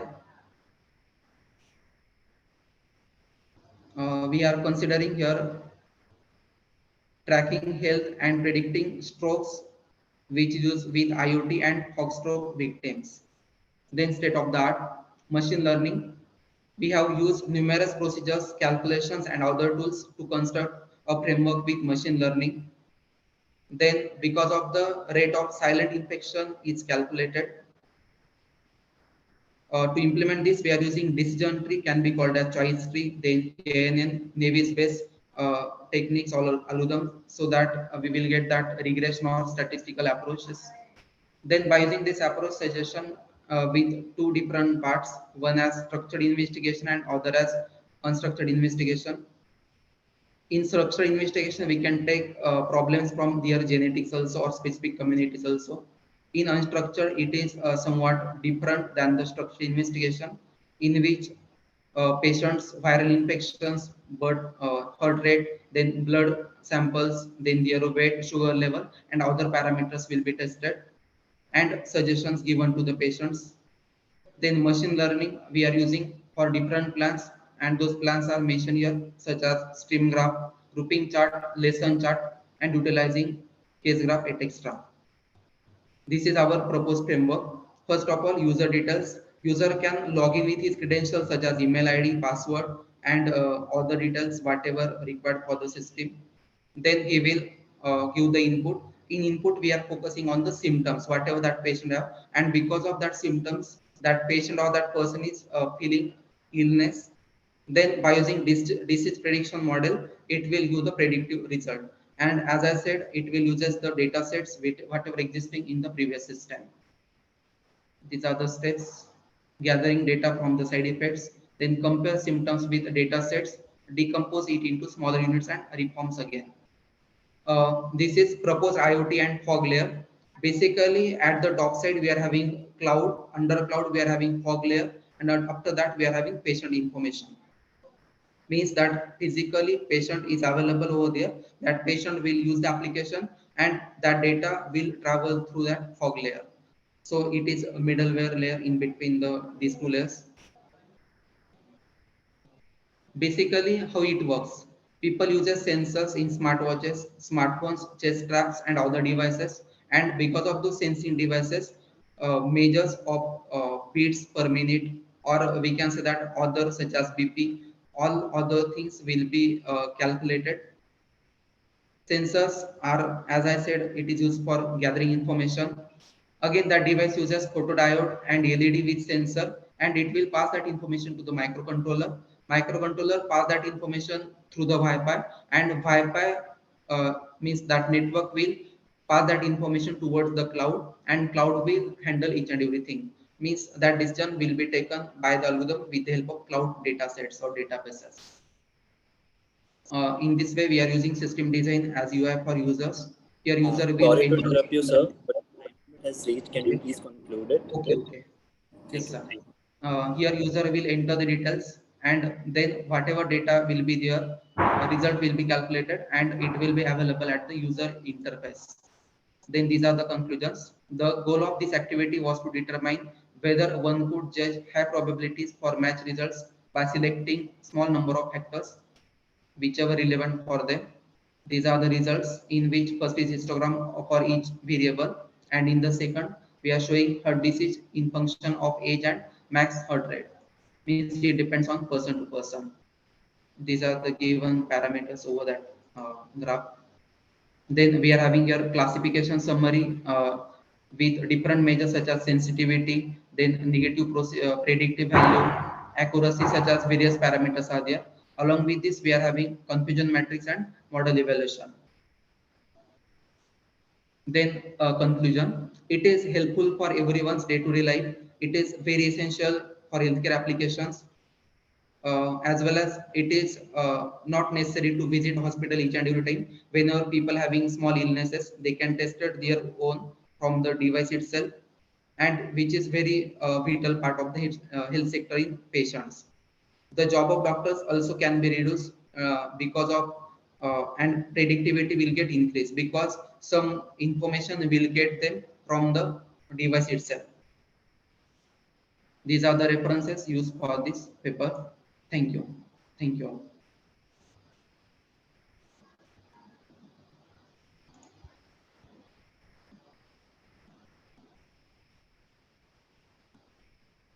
Yes. Right. So,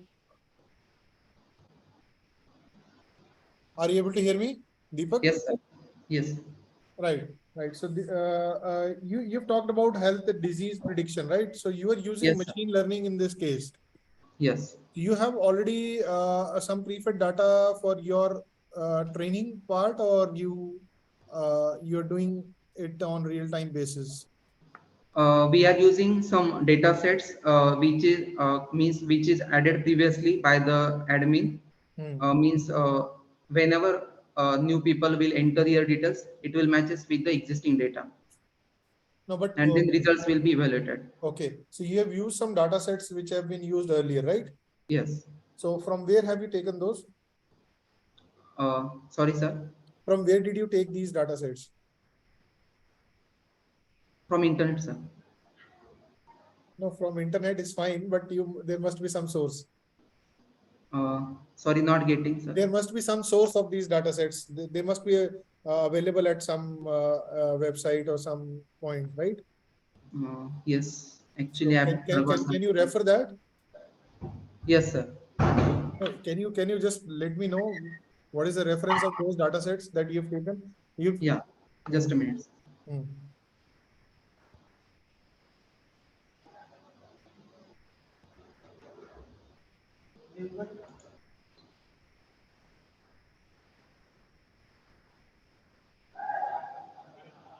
You can just name it out. Don't worry. You just name this out. Just a minute. You can cut this short.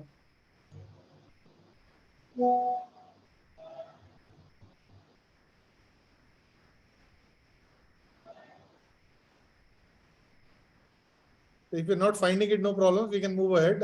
You can definitely mention that in the paper, but you should know that, right? Because you have taken it from somewhere, so you should refer those things also, and you should be knowing it also. Now, the next point is that these data sets must have been for different countries, right? Right, sir. And you are using it on your patients, or I should say in our country, right? Yes, India and the Bangladesh. Okay. Means So major focus on India. right. So if your system is trained on a data set of the patients in US, who are living in different scenarios, or the living conditions are different, how does it effectively match the Indian people? Have you analyzed this factor? Currently, actually, I'm working on that. Initially, I just focus on the India and Bangladesh. And if that model will get success, then we will do definitely with different data set, and it will compare as per their environment conditions and their lives. So what is the success rate that you have got for after the training? Near about 70–80%. Okay. Fine enough. Fine, Deepakji. Thank you very much. Thank you. Thank you, sir. So thank you so much, Deepak, for presenting your PPT. And now we'll be moving ahead. And the next person with the paper ID 139 and paper title, Implementation of Machine Learning Classification Techniques for Intrusion Detection System, can present their paper right now. Person with paper ID 139, are you with us?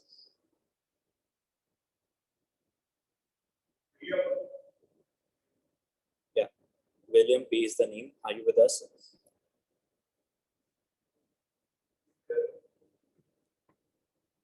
Dr. William? Dr. William?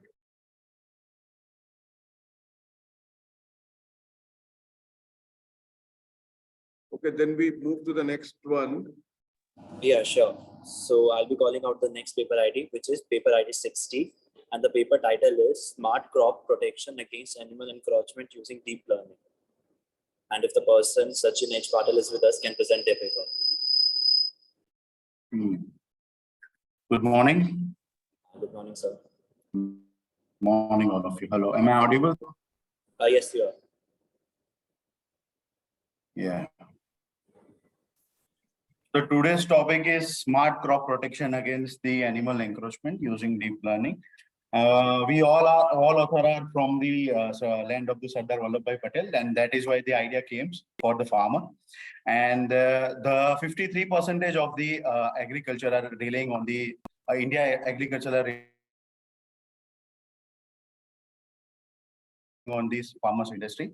That is why the idea came, right? So the overview of the presentation, first of all, is objective, then introduction, then experimental setup, then block diagram of the system, then data set, then result, conclusion, and then reference. Our objectives is to develop a system that leverage IoT and DL techniques to address the challenges of animal intrusion in agriculture, to implement a machine learning algorithm that can identify animals and alert farmers via buzzer or LED lights when they are there in the fields, in the farming, using devices such as LED, buzzer, PI camera, ESP8266 wireless fidelity module. Third one is to integrate the Twilio API interface program to provide farmers with the timely information about the animal intrusion and enable them to take action in that sense. Fourth one is to contribute in improving food security and enabling farmers to safeguard their crops effectively and just a minute, and increase their yields. So I already mentioned the India's agriculture sector is critical to its economy, with 58% of the population relying on it.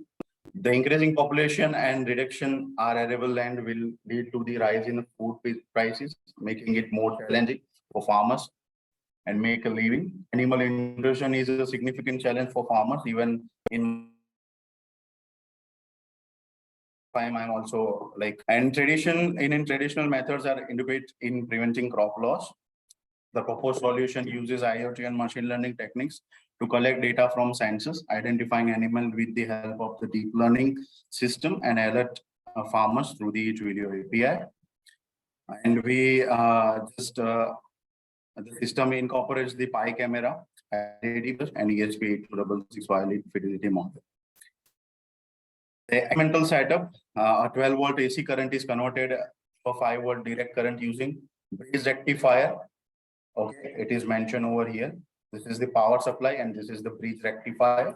The second one is the setup includes the Raspberry Pi 4 ESP8266 node MCU and the Pi Cam. It is integrated over here, Raspberry Pi, Pi Cam, and ESP8266. The Pi Cam captures the 8 megapixel images and sends them to the Raspberry Pi, which is over here. Okay. Now, the node MCU connects the Firebase cloud and interacts with the Raspberry Pi 4. LED light buzzer are connected to the Raspberry Pi, which is over here. LED lights and buzzer. And this is the IoT cloud. Alerts are sent to the farmer through Android application via Firebase Docs, which is over here, right now. This is the heart of the system. We are taking patches and collecting in the CNN, convolutional neural network theorem. It is based on the machine learning. When we are just classified it, it is based on the deep learning, and we are just classified this. And using SVM, which is based on the machine learning, and we just build one detecting system. Now this is the data set we are using from the Kaggle. Okay. So the data set has been collected from the Kaggle animal 10 data set, and another data set has been collected from Kaggle from the compression animal detection images. Come, please come. Detection against city. Yeah, images data set. The animal detection image data set contains a total 1,318 images of different animals such as cats, dogs, horses, and cows. Here I am mentioning the graph. Accuracy compression, animal stand data set uses data set, and animal, the orange one is the animal detection in data set. So this contains the horse, cows, elephant, zebra, butterfly, and so on. And this is the accuracy. When I just increase the integration, the loss is low, and the accuracy was high. And this is the conclusion. IoT and machine learning technologies can help protect crops from animal nutrition, and video, SSD, and RCNN are some of the cutting-edge technologies that can be used to identify animal and alert farmers. SSD is more effective solution than RCNN due to its superior calculation, efficiency, accuracy, and scenarios may require different technology, and farmers should be considered the specific needs when selecting technology. The system could be improved in the future with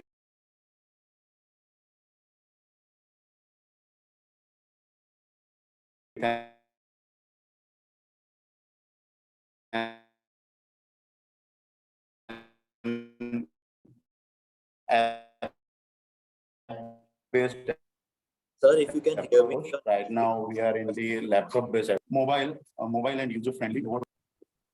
Hello. Hello, yeah. Now we can hear you. It was breaking in between. Yeah. Hello. Yeah, continue, please.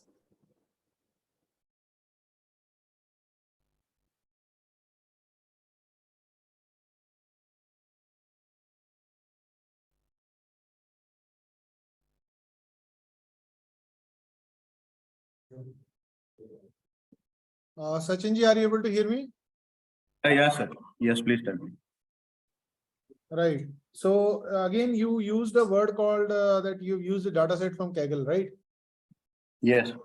So any other source of these images or the things that you are using other than Kaggle, where you can find them? So can you please repeat where you can find them, but what you other than Kaggle? Other than Kaggle? So basically, data set, and this is just preliminary experimentation work that are given to the student, where the people need to explore the object detection the way. Here they had officially combined the two things. They are finding out the features from CNN, and then exactly they are taking the patch and fusing the features and classifying using the support vector machine.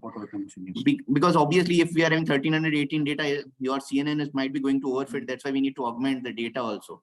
But right now, we didn't do the cross validation using different data set and find it out that exactly our model is performing better or not. Right now, our things was that if the network is not overfitted, then we need to find out the other data set, or we can augment using GAN or something. So definitely this is very less, and we can find it out this thing from animal data set from the other websites also. That the benchmark data set with people had already reported in various. Did you find any other data set available other than what you have used? Or see, the question that I wanted to ask exactly was that you are studying a crop pattern image of different other countries rather than India, right? And you're implementing on the crop pattern of India. So how do you justify that? Can you please write it down the question in the chat box? Because the voice is breaking. Write it down, just write it down, please, sir. Okay. No problems. Pranay sir, I hope you're able to hear me clearly, right? I think, yeah, your mic is off, sir.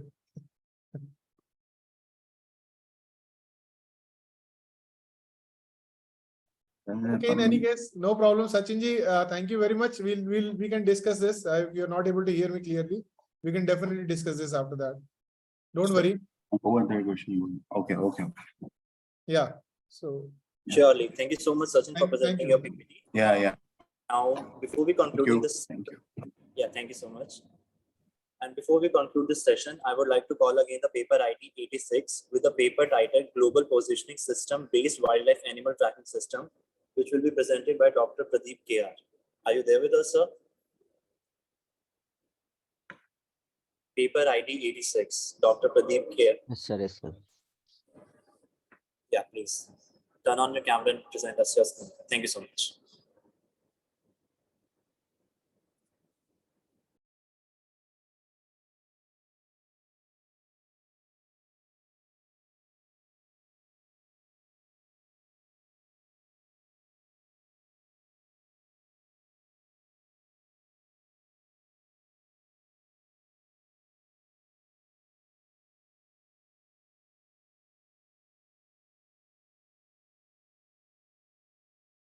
Is the paper visible?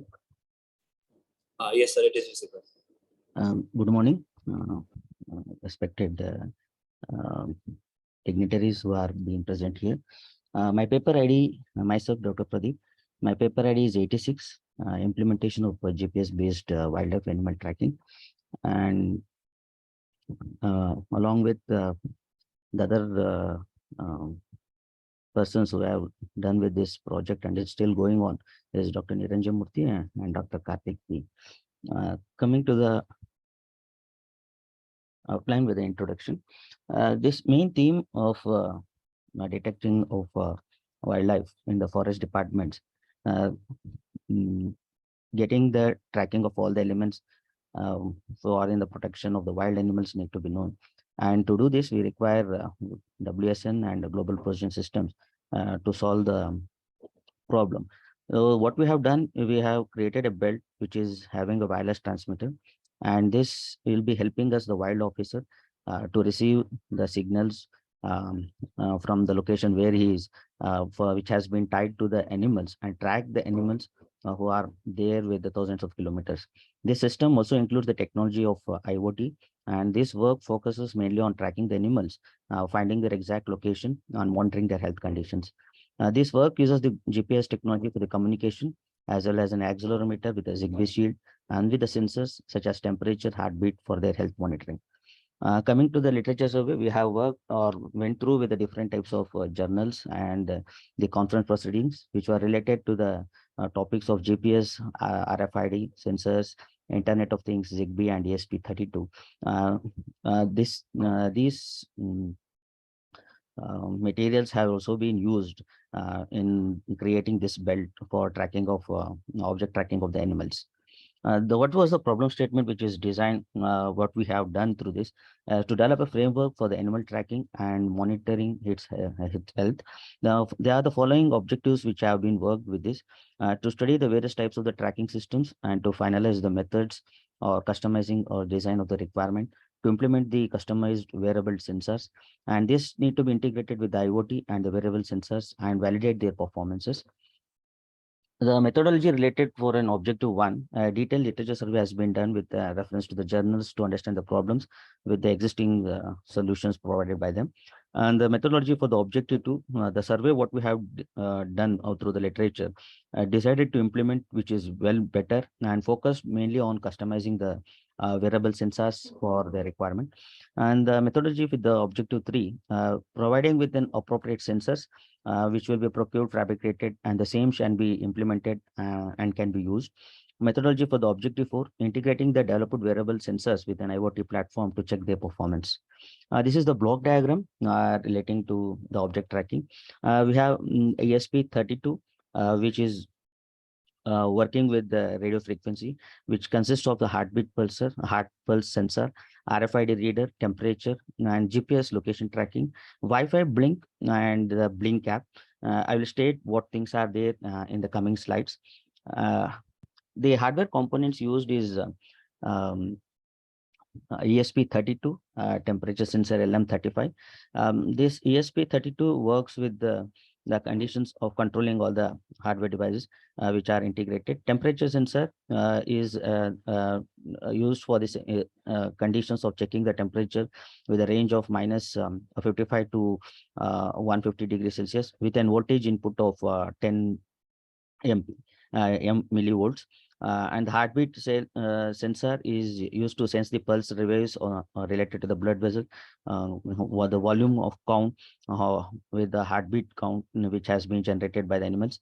RFID reader, radio frequency identification reader, which tracks the particular animal given with their ID.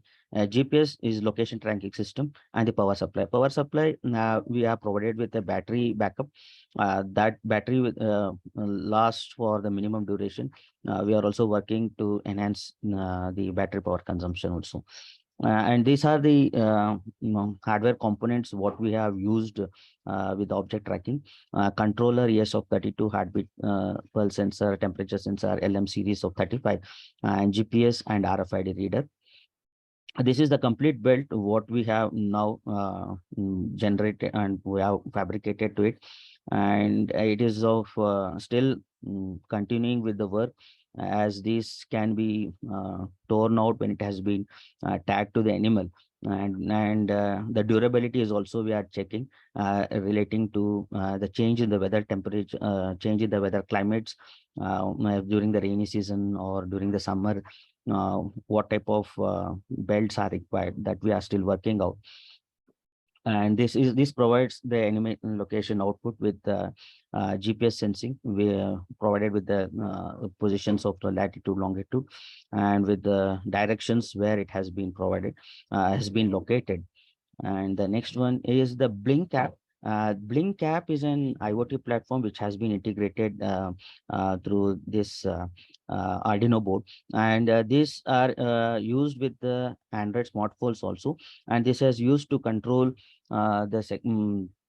the conditions what we have tracked with the belt, and the data what it has been stored in the Blink does not require an internet connection. It is the data will be passed on through the cloud, and by getting through the cloud, the forest officers can rather get the data where they have been located using this app.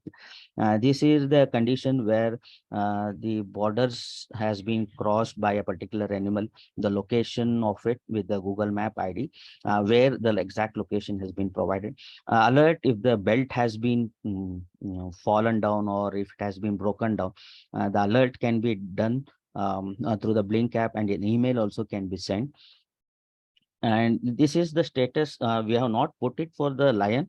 We have just tried it for the dog. The status what we have done is working with the different animal names, and is used with the temperature of the lion status. The body temperature is 28, location where it has been, animal name, some lion, what is the age of it, the body temperature. Like this we have tracked with the time duration of 1 hour or 2 hours with a gap. And this is with the GPS wildlife location tracker. And if there are any unknown animals are also there, means that we have tagged it but we don't know the name of the animal. At that time it just provides the status, an unknown animal, and the ID given to it will be also known. When we know this, which is not being called with a particular animal, we can try to track and get that animal name also. And the algorithm implemented with the complete steps.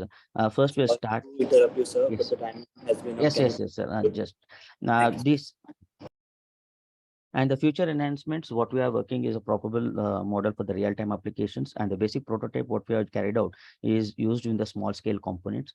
And the conclusion is the best way possible to take cap of all the animal locations and the health limitations provided with the existing system locating with the wildlife creatures. The only disadvantage with this is the battery power reduction, where this can be dealt with the low battery consuming powers, and this is them on the monthly basis which can be replaced.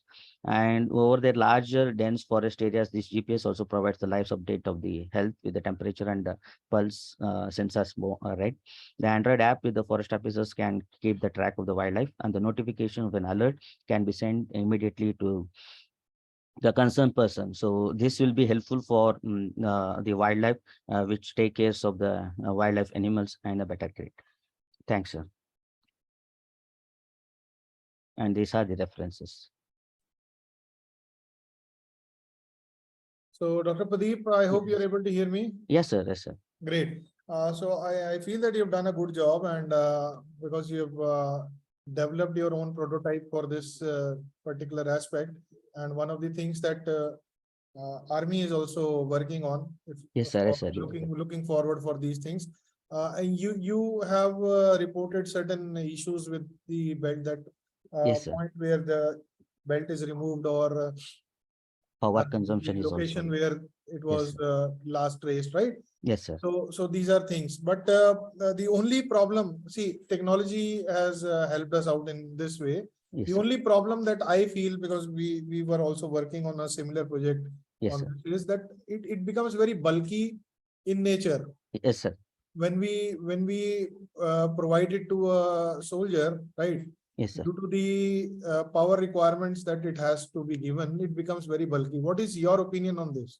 Sir, what we are thinking now is having a small bit of a solar panel, solar type of batteries, where it gets recharged on its own. And that if we are using with the solar power batteries also, during the rainy season or the month of winter and all, this cannot be worked out. That was the thing we have discussed. Still, as this work is still going on, and we had tied up with some of the agencies where they can help us to get it fabricated in such a way it cannot be rolled out. And the solar power batteries are the better in that cases, sir. No, that is fine. The only problem that I feel is that we have in our nature to avoid the duties, right? Yes, sir. Yes, sir. And the best part is that the battery went out, and that is why. Yeah, right. So this is the problem that we want to eradicate. Yes, yes, sir. What we have thought now is the battery, whatever we get through in mobile, the battery power percentage, the battery power percentage need to be monitored. If the battery percentage comes down by 20%, it should be clearly notified back to the concerned person who is keeping track of it. That is the one we are working out, sir. So that can be one of the solutions, right? Definitely. Yes, sir. Yes, sir. Right, Pradeep. Thank you very much. Thanks, sir. Thanks, sir. Thanks. Thank you. Okay. Thank you so much, sir, for presenting your PPT. Now I Thanks, would like to call the person with the paper ID 139 and the paper title Implementation of Machine Learning Classification Techniques for Intrusion Detection System by William P. So are you with us? Paper ID 139. William P. Sir, are you with us?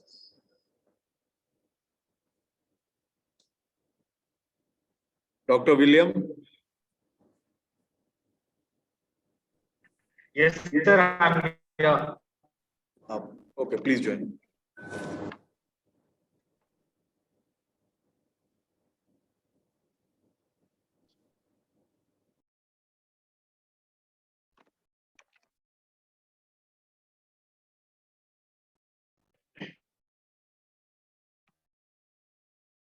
So good afternoon, everyone. My today's title of the presentation is Implementation of Machine Learning Classification Techniques for Intrusion Detection System.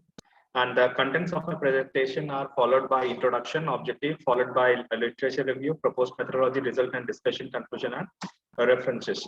So coming down to the introduction first, I must say as PPT. Sorry to cut you, but we cannot see your PPT or anything.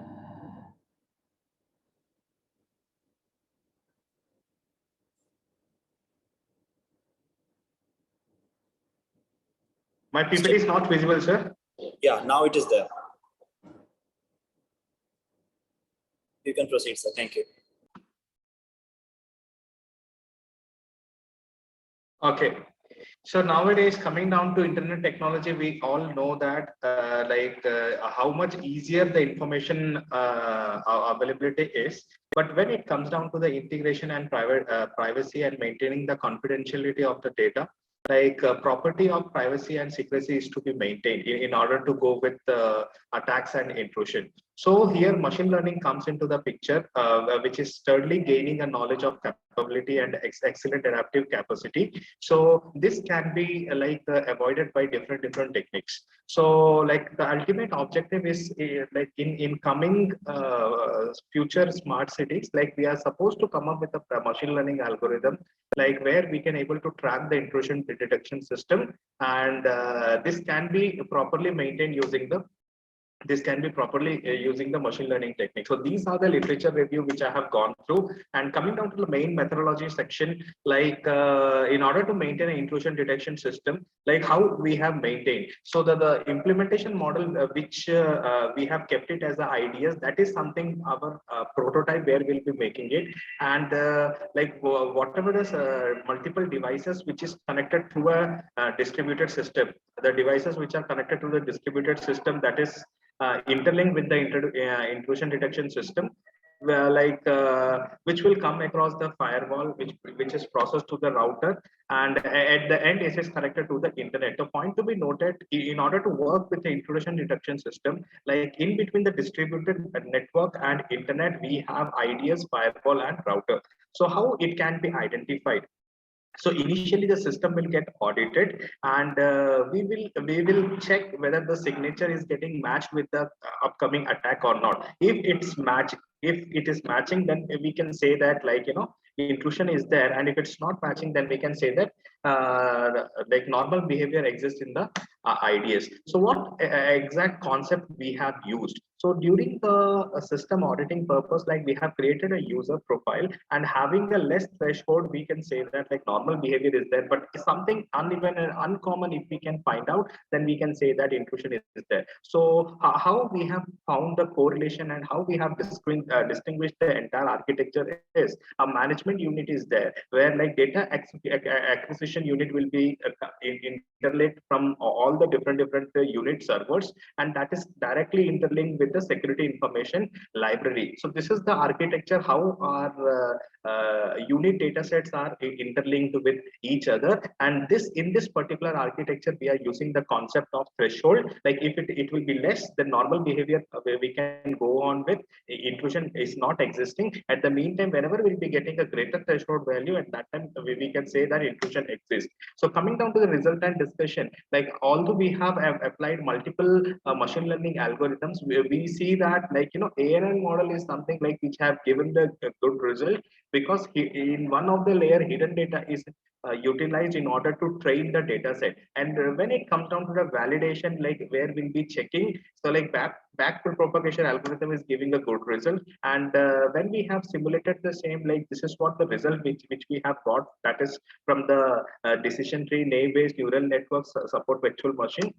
And when we have made the correlation analysis between all the algorithms, this is what the answer we have got. So at the end, coming down to the conclusion part, I can say that in order to improve the accuracy of the detection, we can go ahead with the refining of the data by grouping of facts into the different clusters, and this will get this data set will get processed to the machine learning algorithm, where we can train and test the data by segregating the data set in the ratio of 80%, and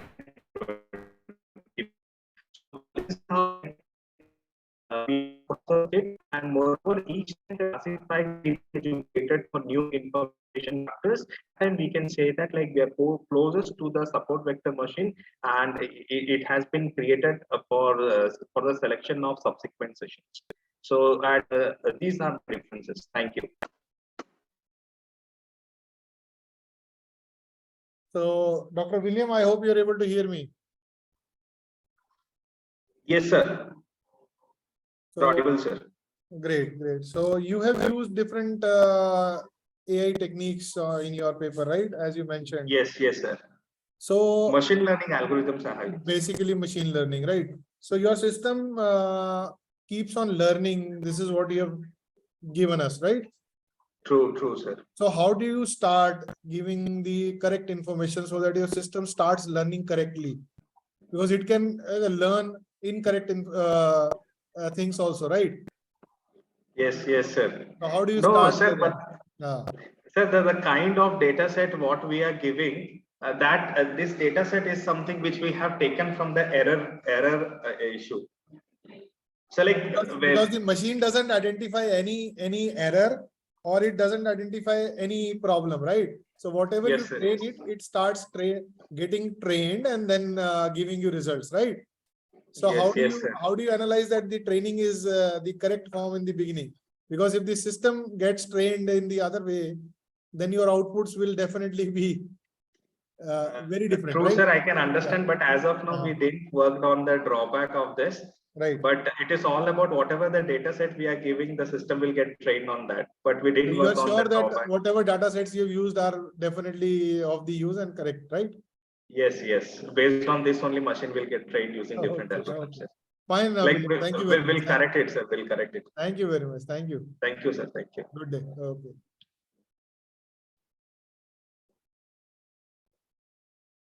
Avni, right? I think we are done with the presentations. Yeah, we are done with the presentations. Right, Pranay sir. Yeah. So please.